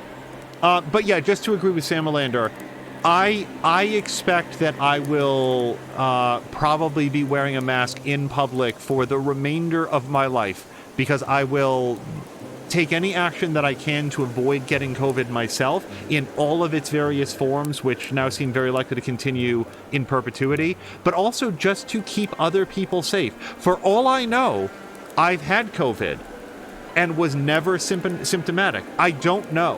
What I would like to be sure of, as sure as I can, is that I keep other people safe. It just seems like a decent thing to do. It's a decent way to treat other people. Dog, can I ask you a quick question? I always forget to ask you this. I do not get to hang out in Mia's streams of Subnautica Below Zero. I hope that, give me 1 second. I hope that Dirty Habanero is enjoying that, because I know that Dirty had gifted it to Mia. The streams have been very popular. I know that, like, just so that everybody knows, every time that I've talked to Mia about Subnautica Below Zero, like, hey, how'd the stream go? She loves it. She's having such a great time. That is one of the best video game gifts that I think that she's gotten so far, and my hope is that Dirty Habanero knows that. Like, I really want that communicated to him, because that was a gift from him to her. It was a while, because she, like, had other playthroughs on the docket. She really enjoys it, and I'm looking forward to watching the VODs when I get a chance. But with that said, let's come up here. So Ronan and others are relatively safe. Yeah, let's hobble this guy, hopefully. Yep. So even if this guy were inclined, he cannot get around Brian now. And now Morthagi can come up here with a lot of safety and interfuse with... So why can't I interfuse with this stump or whatever it is, I wonder? I'm going to throw a discus. Yo, we might bounce off and hit the other guy. Yep. Bank shot. Okay, and now Jägermeister. He can also come up here. Wall with Ronan. And... yeah, let's make it even harder for this guy to come up on us. We'll just put a tree right there. Now, a lot of that was probably unnecessary because Moo has a really hot chance to hit this guy. But I'll tell you what, let's actually bring Moo even up closer. And now, nope, still 76%. What is it getting cover from, I wonder? Well, whatever. Dog is confirming that Dirty knows and is very happy that she enjoys it. Oh, I think both Ronan and Jägermeister just leveled up. I hope that Ronan is still next to his mic. Oh, look at this! Jägermeister and Ronan are now rivals. I wonder why. It seemed like they did really well together. Maybe they're just, like, naturally competitive. So the Strap of Cunning, a braided cord into which you could tuck all manner of lucky charms, +5 ranged and melee accuracy. Oh, gosh. I mean, there's nobody that this couldn't go to.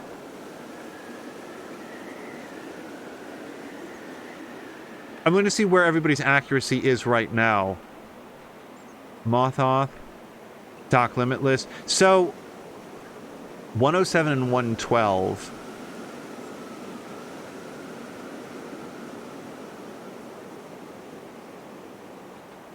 So actually, Glumdy, I think, has the lowest accuracy overall of everybody.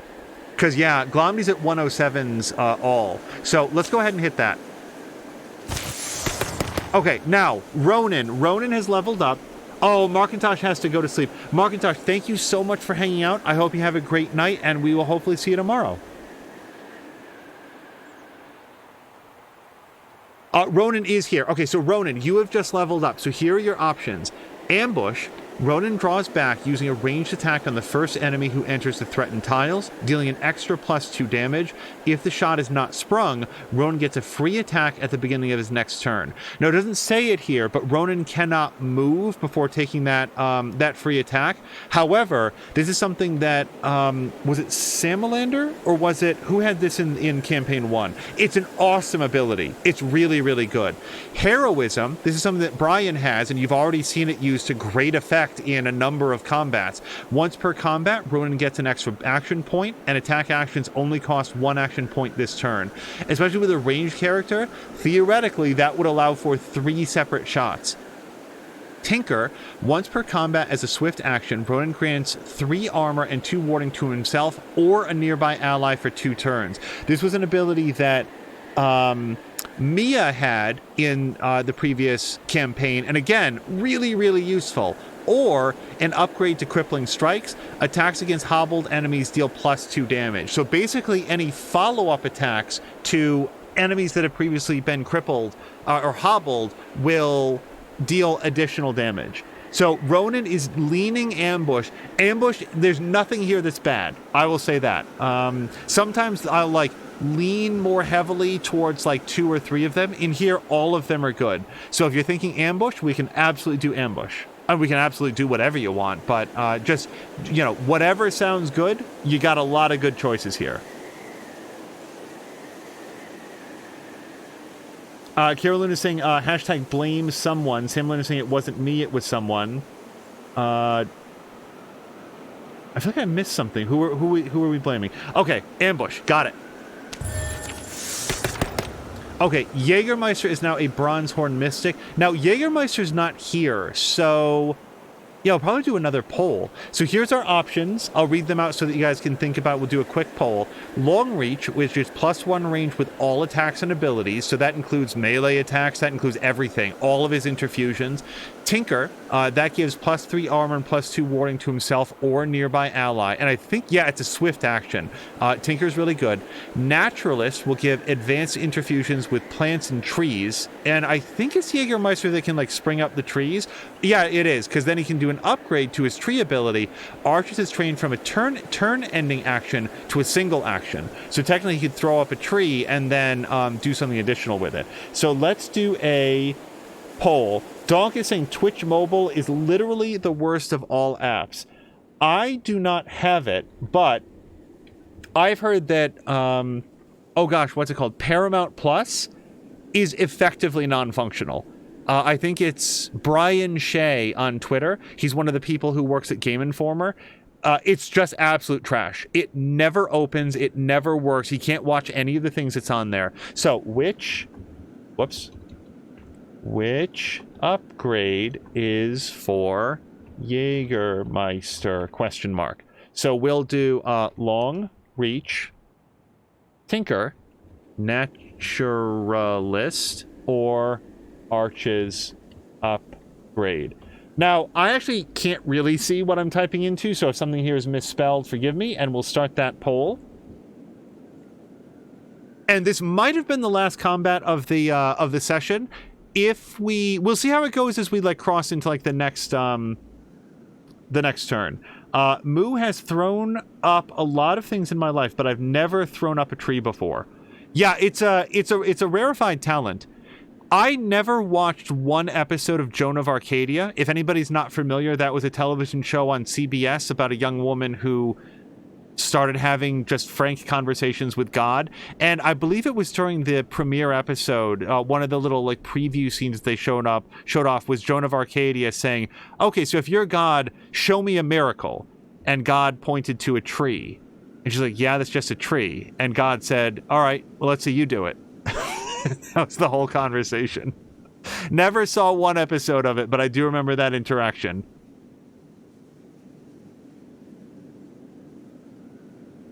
Okay, and Arch's upgrade won the vote. So, yep, now we'll be able to do trees for days with Jägermeister.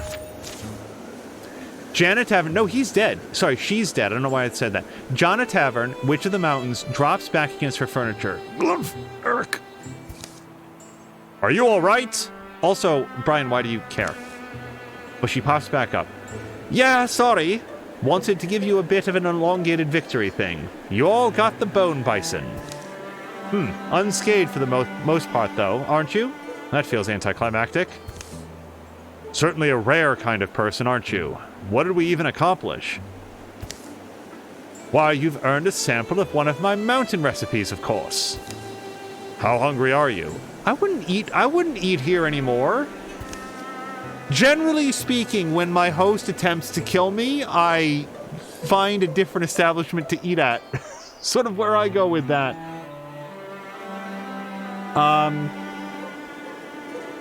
Butterfly saying Twitch app is without issues on my end on mobile. Well, that's good. I've never used the Twitch app at all. It's always been, we'll call it up in like a browser, or sorry, more specifically, I will call it up in a browser, especially if I'm driving, so I can listen to somebody's stream on my commute. But it doesn't really like chat that well and stuff. And Cecily says, so glad about the poll. I love Naturalist, but the upgrade really makes arches worth it. Oh, awesome. And hello to Cecily. I hope that you're enjoying the stream as well. Hello to Fox McCloud. If my host tries to kill me, quick, she's defenseless now. Go for the heart. Yeah, I would have like smacked her with Brian's axe when she fell against the furniture. Choose carefully. For my waywardness, in my gross olive-hearted way, I've designed that each delicious delectogram deliver a different delight. Ooh. Oh. Okay. Oh, this has got to be a vote. Okay, so let's read it through. This has got to be a vote. There's my griddled cake that'll fill you with lasting warmth. So this will add 4 years under the retirement age for all party members. I don't know if that means everyone in the whole group or only the party members that are here, but everybody gets 4 extra years before they have to retire. My tea and oats, which pack a lifelong kick in the seat. So this will add 0.3 speed for all party members. Or would you like the last of my pork rust for yourself? And Brian, and only Brian, will get +2 health. This has got to be a poll. So we're going to go poll, enter. Which meal should everyone risk their lives on? ? So we'll have griddle cakes. We'll have tea and oats. And then we'll have pork rust. And I can imagine what Brian will vote for, but we're going to open this up to everybody because this is a party-wide thing, and we want to make sure that that chat gets a big say into this. Cecily says, hi, I'm actually waiting on the GeForce Now to load up Wildermyth so I can continue the newly dropped campaign. Yeah, it's called like oh gosh, I don't know what it's called. I'm looking forward to checking it out at some point. My understanding is that it's specifically designed for legacy characters, so that'll be fun when we get to those. Samland is voting for griddle cakes. They said they were amazing, and I want to taste them. Carolina says, I use the Twitch Android app all the time, both on phone and tablet. It works fine for me. Moo is saying, I want to keep going, so I vote for 1. And Carolina says, not connecting to chat happens, but I think that's a Twitch issue as much as not an app issue. Yeah, speaking from experience, only using the browser, this happened the other day.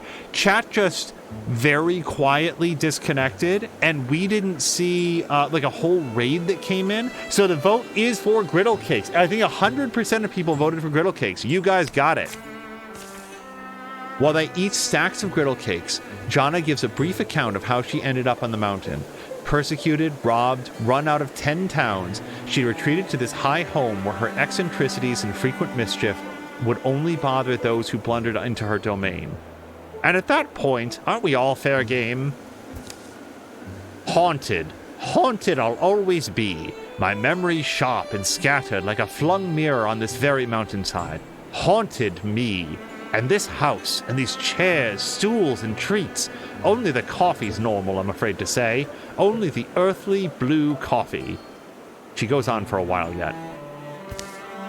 They bid the Witch of the Mountain goodbye. They take a swift way down by her direction. Mountain hare, huh? Clearly you can get too much.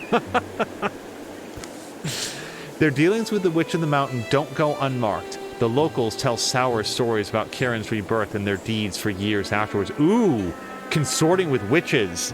Everyone's in trouble now. Everybody... Okay, so Brian, Moo, and Ronan, +4 retirement age. Jägermeister and Morthagi. So that was for current members of the party. So, let's see. Glomdy, Doc Limitless. Who else is not here?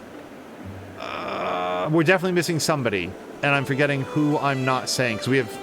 No, maybe we're not. Anyway, next. And... Oh! -2 legacy points. That cost everybody. Womp womp.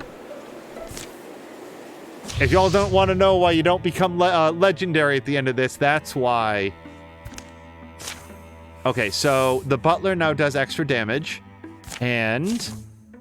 In the days... Oh, that was the last battle. In the days after the last battle, you can use the scrap. There's no curse on it. Perhaps things will quiet down for a while. Uh-oh. Look at that. Does the madness never end? What do you think it is? Hey, this is the guy that was giving you guys the stink eye for consorting with the witch and eating her griddle cakes. You can't trust him. He cost you 2 legacy points. I don't know, but you can bet I'm gonna find out. Oh, awesome. Okay, that wasn't the last battle. It was just the most recent battle. Okay. So, here, this is the last battle. And if we hurry, we can do it. So, we're gonna go do it.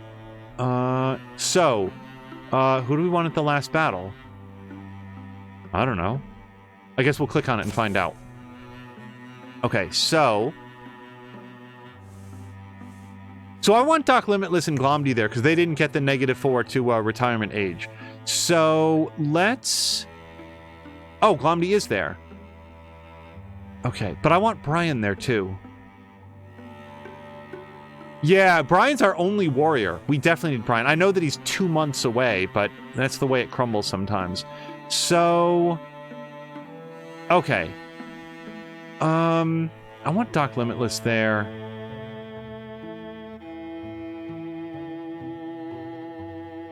Yeah. I really want Brian there. But I don't want any of these people not to be there, is the trouble. All right, we've got 3 hunters. We're going to ask Moo to sit out only because she's a higher level than everybody else. I know that Brian is as well, but we don't have any other warriors. And yeah, the chapter will end. Make sure you're ready. We are ready. Do it. All right, and let's, again, bring everybody that's not busy, and they'll gather here, and if we have time to craft something, then we will craft something. Let's go. Oh, damn it! We could have secured this place. Oops. Find an item. I really didn't mean to do that. And Jägermeister? Yeah, okay. Come on back. Okay, yeah, I know they do. Done. I completely forgot to secure the area. Yeah, I don't think they're going to finish. That was my fault. Ronan says, damn, I'm getting old. Maltha says it's not really surprising that she's been run out of towns if immediately attacking new patrons is her standard operating procedure. Yeah, you would think, maybe sometimes your lack of popularity owes to the fact that you're trying to murder people who come to sample your cuisine. Carolina says the difference is that if you configure it to, at least Chatty will tell you when it drops out. I don't think I do think Chatterino does as well. Okay, so the light had begun melting back into the earth as they trudged the Nanada timbers. I'm not sure whether to be relieved or worried.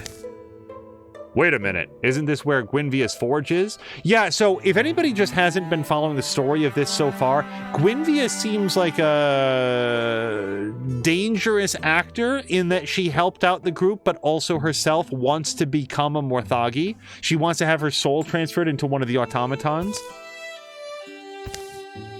Yep, there's the light right there, coming right out of her forge. Looks like they're all heading down. What's that old magpie gotten up to now? Gwynvia? You here? Hello? We saw the glow? Gwynvia? Okay. We see someplace like or somebody was shackled down, it looks like. Puff of smoke coming out. What do you think? I'd feel a lot better if we knew where Gwynvia was. No sign of her inside. Boom! Crunch. I think that I have a bad feeling Gwynvia is our final boss.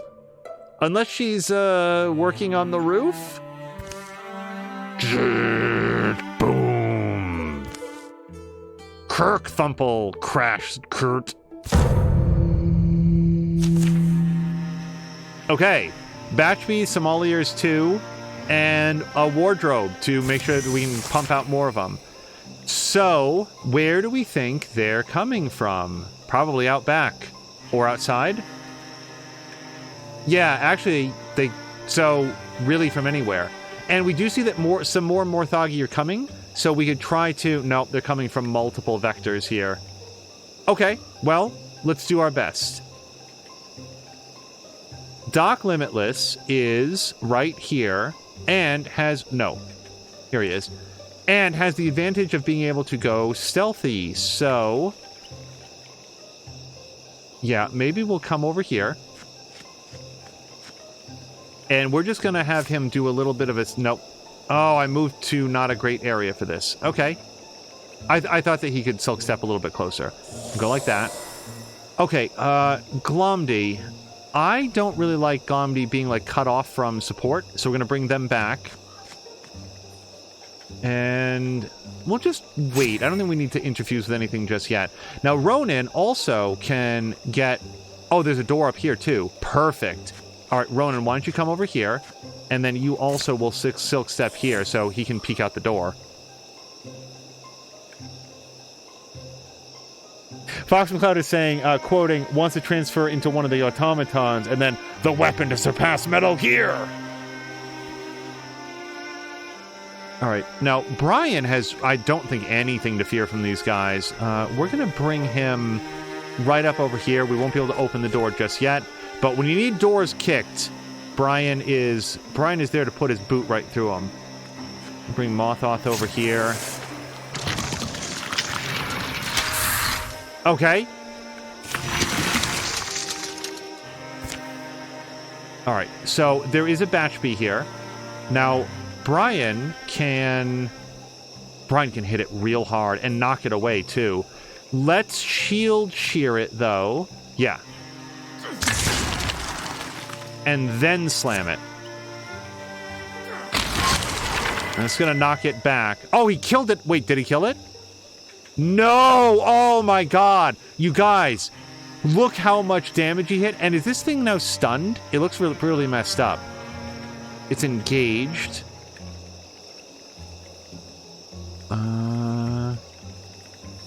1 of 15. Oh, it is stunned. Won't take any actions for a turn. Okay, so that batch B is messed up. Like, Brian just really ruined that guy. Who else do we have? Doc Limitless is here.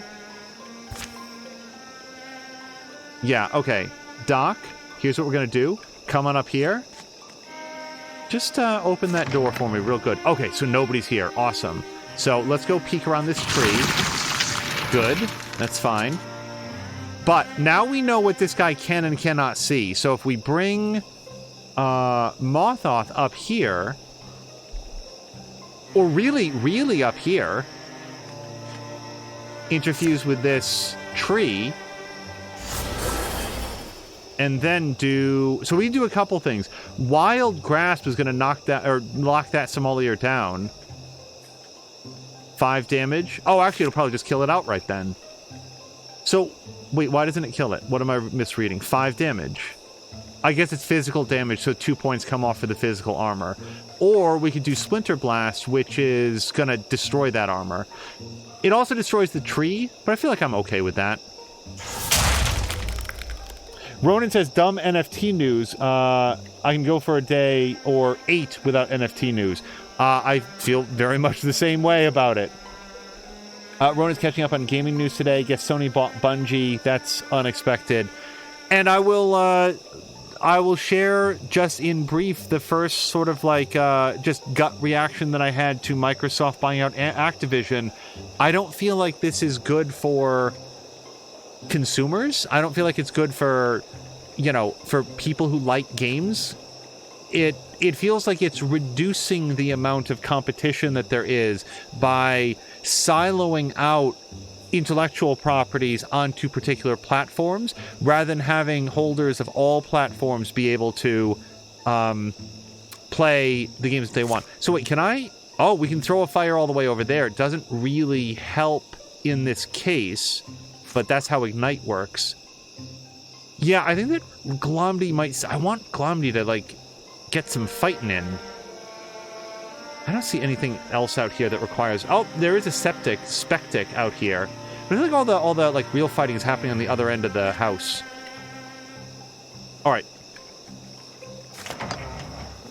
So this batch B is done. We do not need to worry about that guy now. Ronan is stealth, so we can bring Ronan out.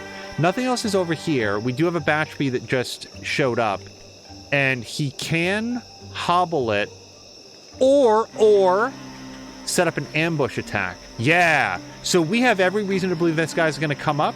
Let's go ahead and do this. The advantage is here. The reason I'm doing this is that when he moves, he'll take the attack, and if for any reason he doesn't, then Ronan will get extra damage next round.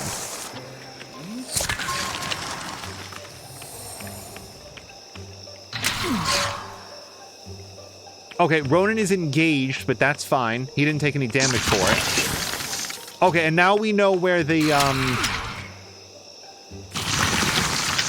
wardrobe is. Okay. So Ronan took no damage from that, so that's fine. This batch B is, I guess, now back up and running. I thought he would be down for at least one extra turn, but that's fine.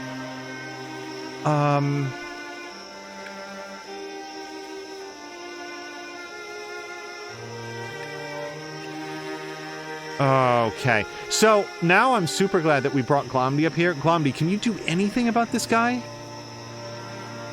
Maybe? I don't think so. I think like the barrels are going to be too far away. Ugh. Let's move up over here. Let's interfuse with this. Oh, wait. What if we ignite this? I don't think that I can fire leash that. Oh, that was the end of their turn. All right, that's fine.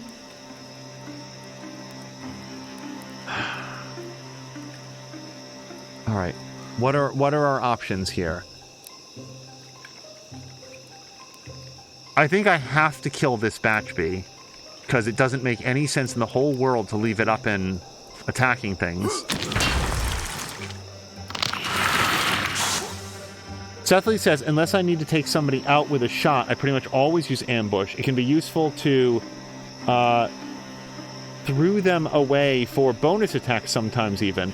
And I do know that the upgrade for ambush like stops the enemy, like it ends their turn. It's ridiculous. It's so good.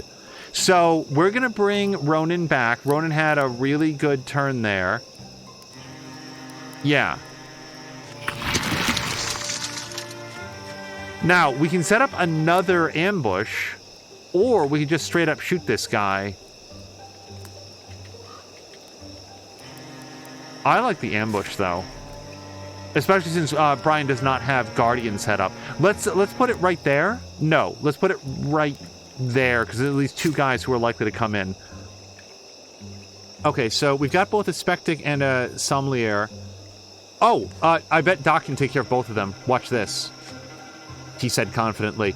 Let's throw a knife at... No. Let's strike... Yeah. Okay, and now strike this guy.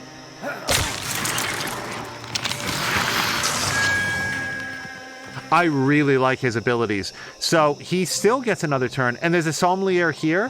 What is its combat range? There, and I don't think it has any... No, it does have a shot damage, and it's magic damage, so Doc will take damage from that. So we're actually going to move Doc back here, and we'll wall with Morthagi. Okay. Now, Morthagi may not wall with Doc, though, because we can come back out here and, like, throw something at him. Let's interfuse with the Lantern. And then can we possibly... steal the fire from this? Oh, I guess we can't do very much. I guess we can, like, throw that right there. It'll force the Sommelier to go around the fire. It probably doesn't mean very much, but we'll do that. Azric says, I sent you a Twitter DM that I'm sure you'll find very interesting and agree with in whole. I will definitely take a look at it. I was on Twitter before we started streaming, but hadn't had a chance to... I didn't see a DM at that time.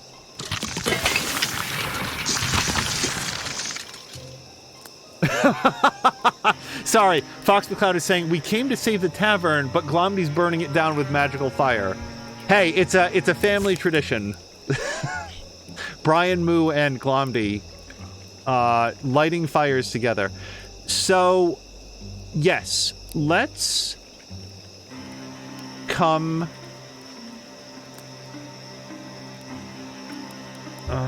Yeah, let's go here.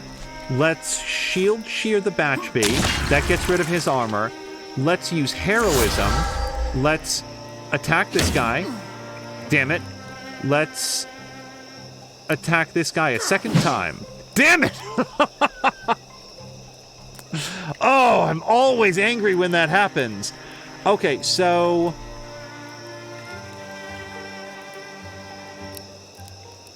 I mean, do we dare try to, like...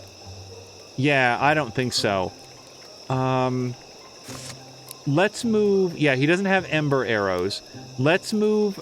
No, hold on. Yeah, let's move Ronan back here, and he's gonna get a back attack because of the angle. I should have checked for the back attack before I had Brian attack a second time.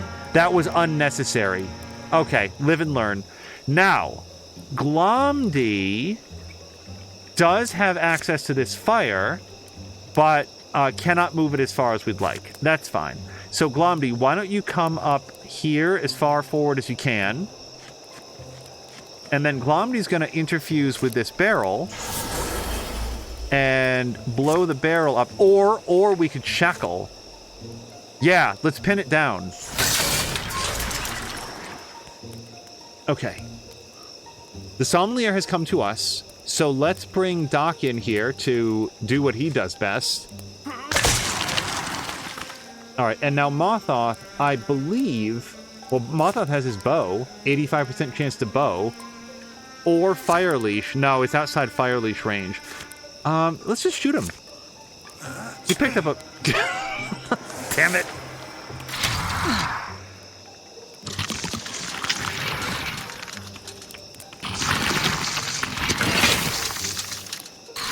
I am aware of the... Oh, Brian is engaged.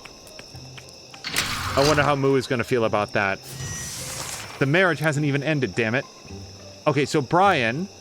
So, yeah, Brian cannot light an enemy's square on fire, which I feel like makes sense. Sorry, Sethily had said heroism. I see more hair-doism. Very good. Okay, Glomdy.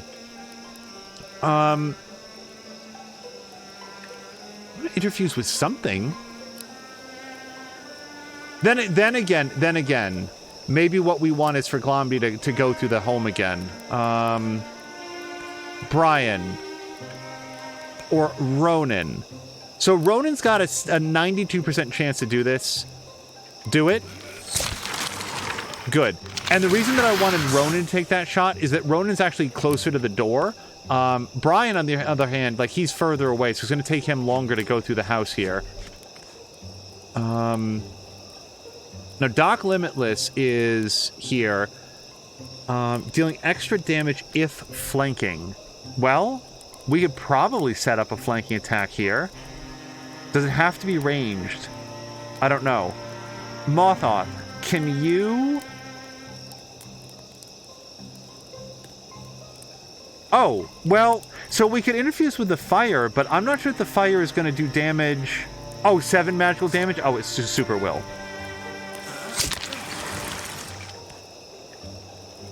Wait, that wasn't an interfuse. I think he shot his bow. Oops. Well, but, I mean, you know, still comes out the same way. We're going to move Doc down here. If he can, we'll have him throw a knife. Yep, because it does extra damage if flanking.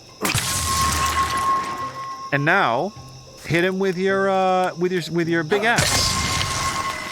Oh, he's not even using his clockwork axe. I wasn't really paying attention to that. Now, he gets an extra move, and for his extra move, he is going to Silk Step so that he's invisible again. Alright, Glomdy. Yeah, I think that we have to, like, go out this door. So Glomdy and Brian are going to breach together. Let's bring them back here.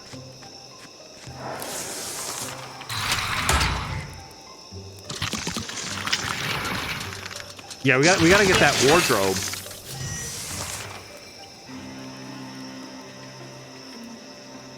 All right. No, Ronan can try to, like, flank from another direction, I feel like. So, do we kill or do we hide? 89% chance to kill outright. I vote for kill. Okay. Brian, I really want you all the way over here. And Glomdy, you're coming in right behind him, basically. Now, I don't feel like there's anything that I can interfuse with in this room that will reliably be able to attack the wardrobe out there, so we'll probably... Yeah, I don't want to ignite, I don't think, because Brian has to walk through that space. I kind of want to, though. Damage 1 plus potency plus spell damage. Oh, 7 magical damage? Yeah, that would burn Brian by quite a lot, in fact. So we're just going to... Let's withdraw from that other magical fire. No, wait. This one. Okay. So that leaves Glomdy with all of the interfusions available, but we're just going to dun it. And now... Yeah, Doc, let's have you... Come up over here. That's fine. And let's swap weapon. Go back to your axe. 85% chance. Boo. Okay, so Doc is a little bit exposed out there, but it'll be somewhat less exposed if we... Yeah. Let's interfuse with this dead tree. Oh, okay. And can we discus both of them? We cannot. Can we splinter blast at least this guy?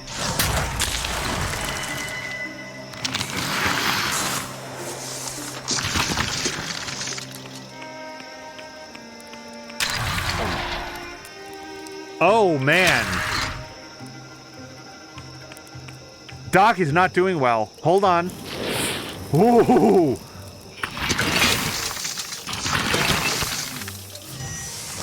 Okay, Brian.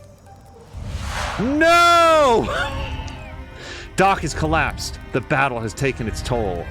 I have to fall back. I'll fight another day. Or I'll give my life to protect my friends. So Doc can give +3 armor to all. We don't trade lives. We're not doing that. Yeah, he was in the fire. He really took a critical hit there. So Doc loses 2 health for the remainder of this game. So be it. Hope Brian and the others have got this. Doc picks a silent path to safety. While howling in agony. Yeah, Jesus. Okay. So Morthagi also is not doing super healthy here.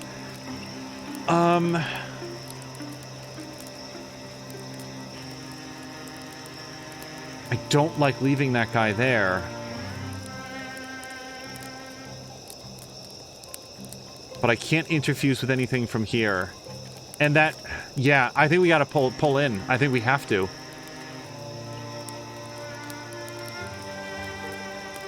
I mean, so let's interfuse with like this coat rack.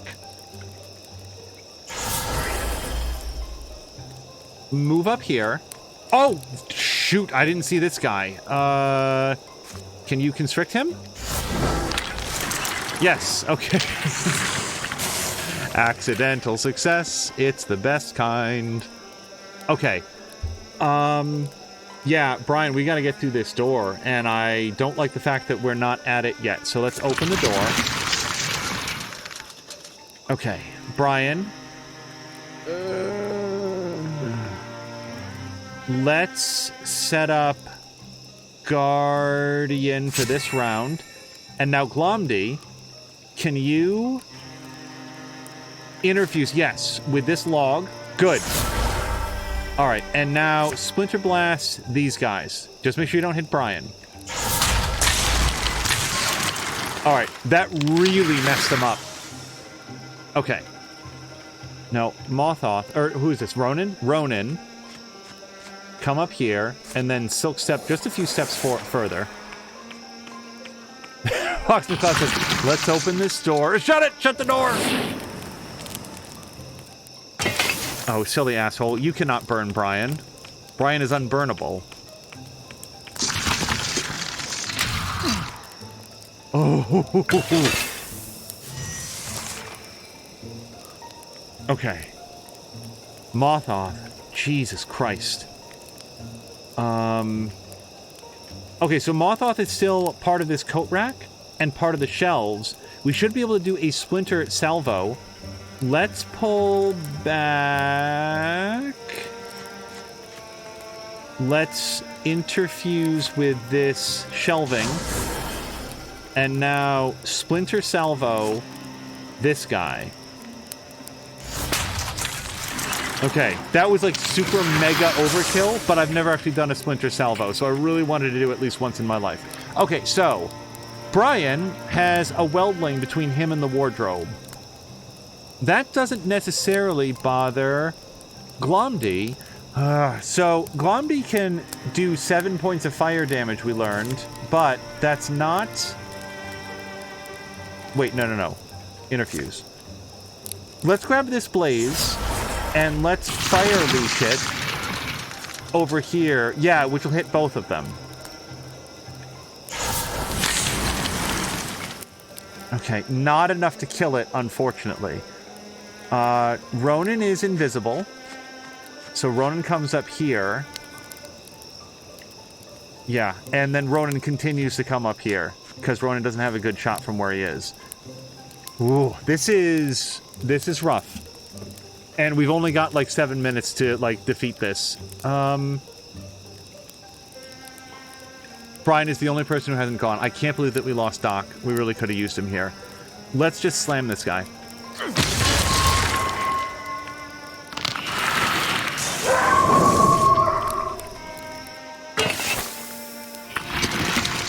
As soon as I realized there were wardrobe, at least a wardrobe back here, I should have kicked in the door immediately. I thought that we could take out the... I'm really worried about that guy killing, who is it, Jägermeister over there? Morthagi.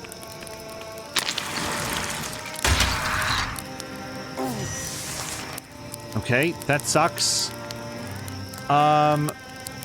We have to get through the door, though. Fire leash. Wait. Interfuse with this fire here. Fire leash from here to, I guess, here, which should hit 3 guys. Okay, 1 guy's down, 2 guys down. Now, Brian can get through the door. I really want them to attack Brian, because he can take it. Brian knows how to take a hit. The only trouble with that plan is if they come in here and attack Glomdy, who is still standing in fire, by the way. Yeah, that doesn't work out, and I've already used heroism. So, Brian, take 1 step forward and please kill this weldling.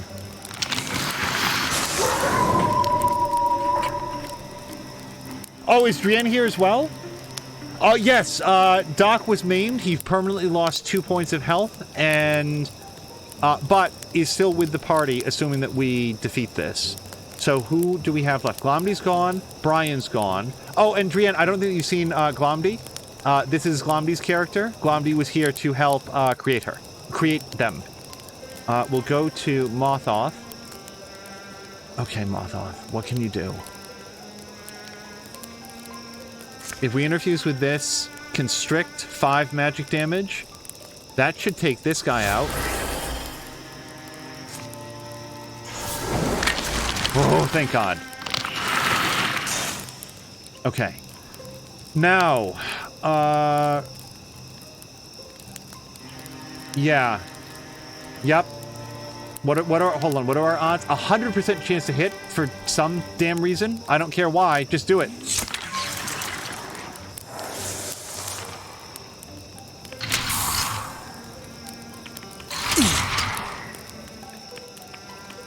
Okay, they're peeling Brian's armor off.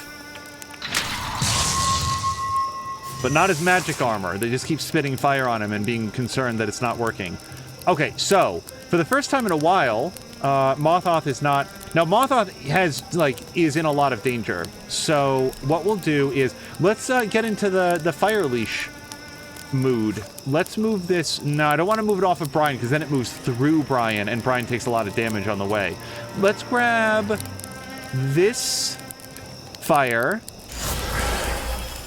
and at a minimum, move it out of Brian's way, and put it in that guy's way. There you go. You're going to have to come through the fire then if you want to do that. Okay.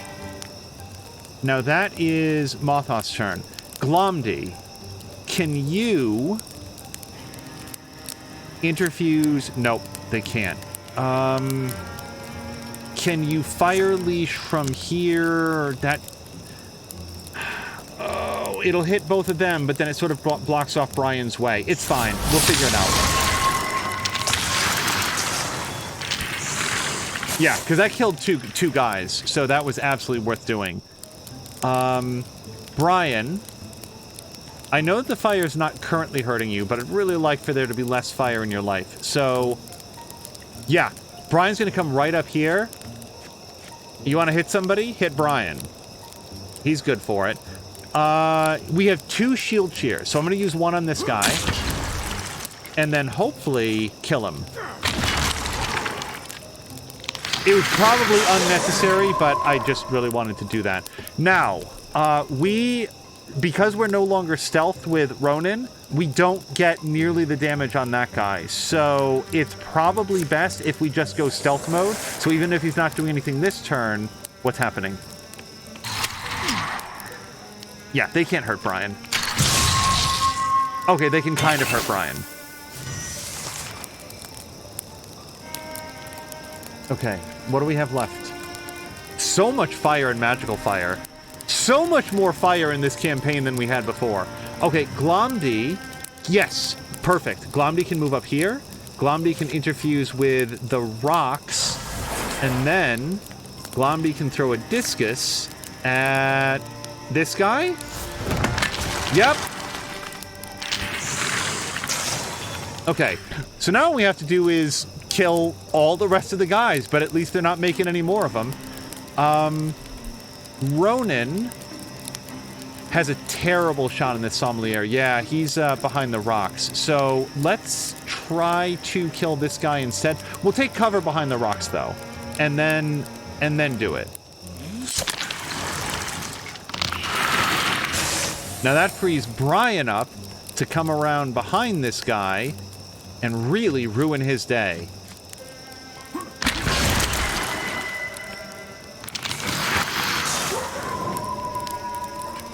Okay, so who do we have left in the world?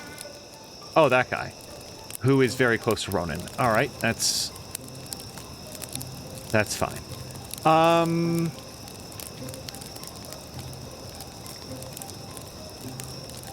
Yeah, this is magical fire. I think it's gonna, like, really hurt him. It's gonna hurt him a lot. Okay, so... I guess we'll withdraw from maybe, like, that fire over there, and then interfuse with this fire here, mostly just so that we can move it out of the way. Oh, shit! Okay, I guess it didn't do damage. I'd really not intended to do that. Okay. Ronin can... Brian, how far can you move? Not far enough. Yeah. Okay, okay. Wait, no, he can move far enough, and here's why. He's going to come up here and do Guardian, and then Ronin is going to move somewhat behind him. Actually, a good deal behind him, because this guy likes to spew fire all over the place, and then shoot him.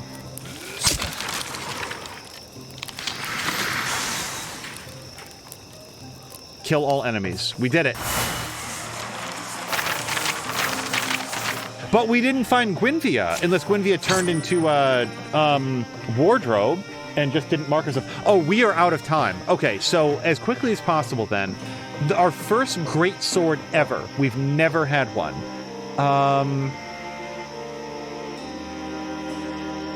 I don't want Brian to get rid of his axe. Should we replace Hailhammer? This does more damage, less knockback, less stunt damage, but is more accurate and gives more block. I kind of like Brian having a big two-handed sword. That seems cool. Yeah, let's do that. I mean, then again, Battle Burn is only tier 1. He's had it for a generation now. I guess I wanted to upgrade it. Oh, wait, what am I even saying? Like, he has that because he has the lantern in his other hand. Yeah, we're replacing the mace. Thunder Howl works great for me. Yeah, claim it. Okay, we're out of time, guys, so we gotta wrap it up. They patrolled the surrounding forest for 4 more days. There were no more Morthagi sightings, but no sign of Gwynvia either. Now looking around, maybe it's time to go home. When else are we gonna get a better chance for a break? Oh, I don't think Glomdy approves of that. Doesn't it bother you, though? All this nonsense, and now here we are, entertaining the woodpeckers with nothing to show for it. Not nothing. If we'd wanted nothing to show, the last few years could have been a lot easier. Come on, Blue Mallow isn't so far. What should we do when we get there? Collapse, probably. After that, who knows? I'm sure we'll come up with something. Okay, finish. Okay, so this is a perfect stopping point, because what we'll do for the beginning of our next episode is find out what happened during the Years of Peace and get everybody upgraded. So let's do a quick save. And yep, we'll save it at the interval like that. So 11 Years of Peace will follow, and when we pick up with you guys next Monday, we will craft some awesome new stuff, hopefully get an upgrade for Brian's axe, for example. I'd love to do that. But with that, we're going to quit out to the main menu and bid farewell for everybody who's watching the VOD. Also, I just really like that our Campaign 1 folks are here. I enjoy seeing them every time. So if you're watching the VOD, we'll call it here. You guys, thank you so much. We'll see you next Monday, and I hope you have a great evening.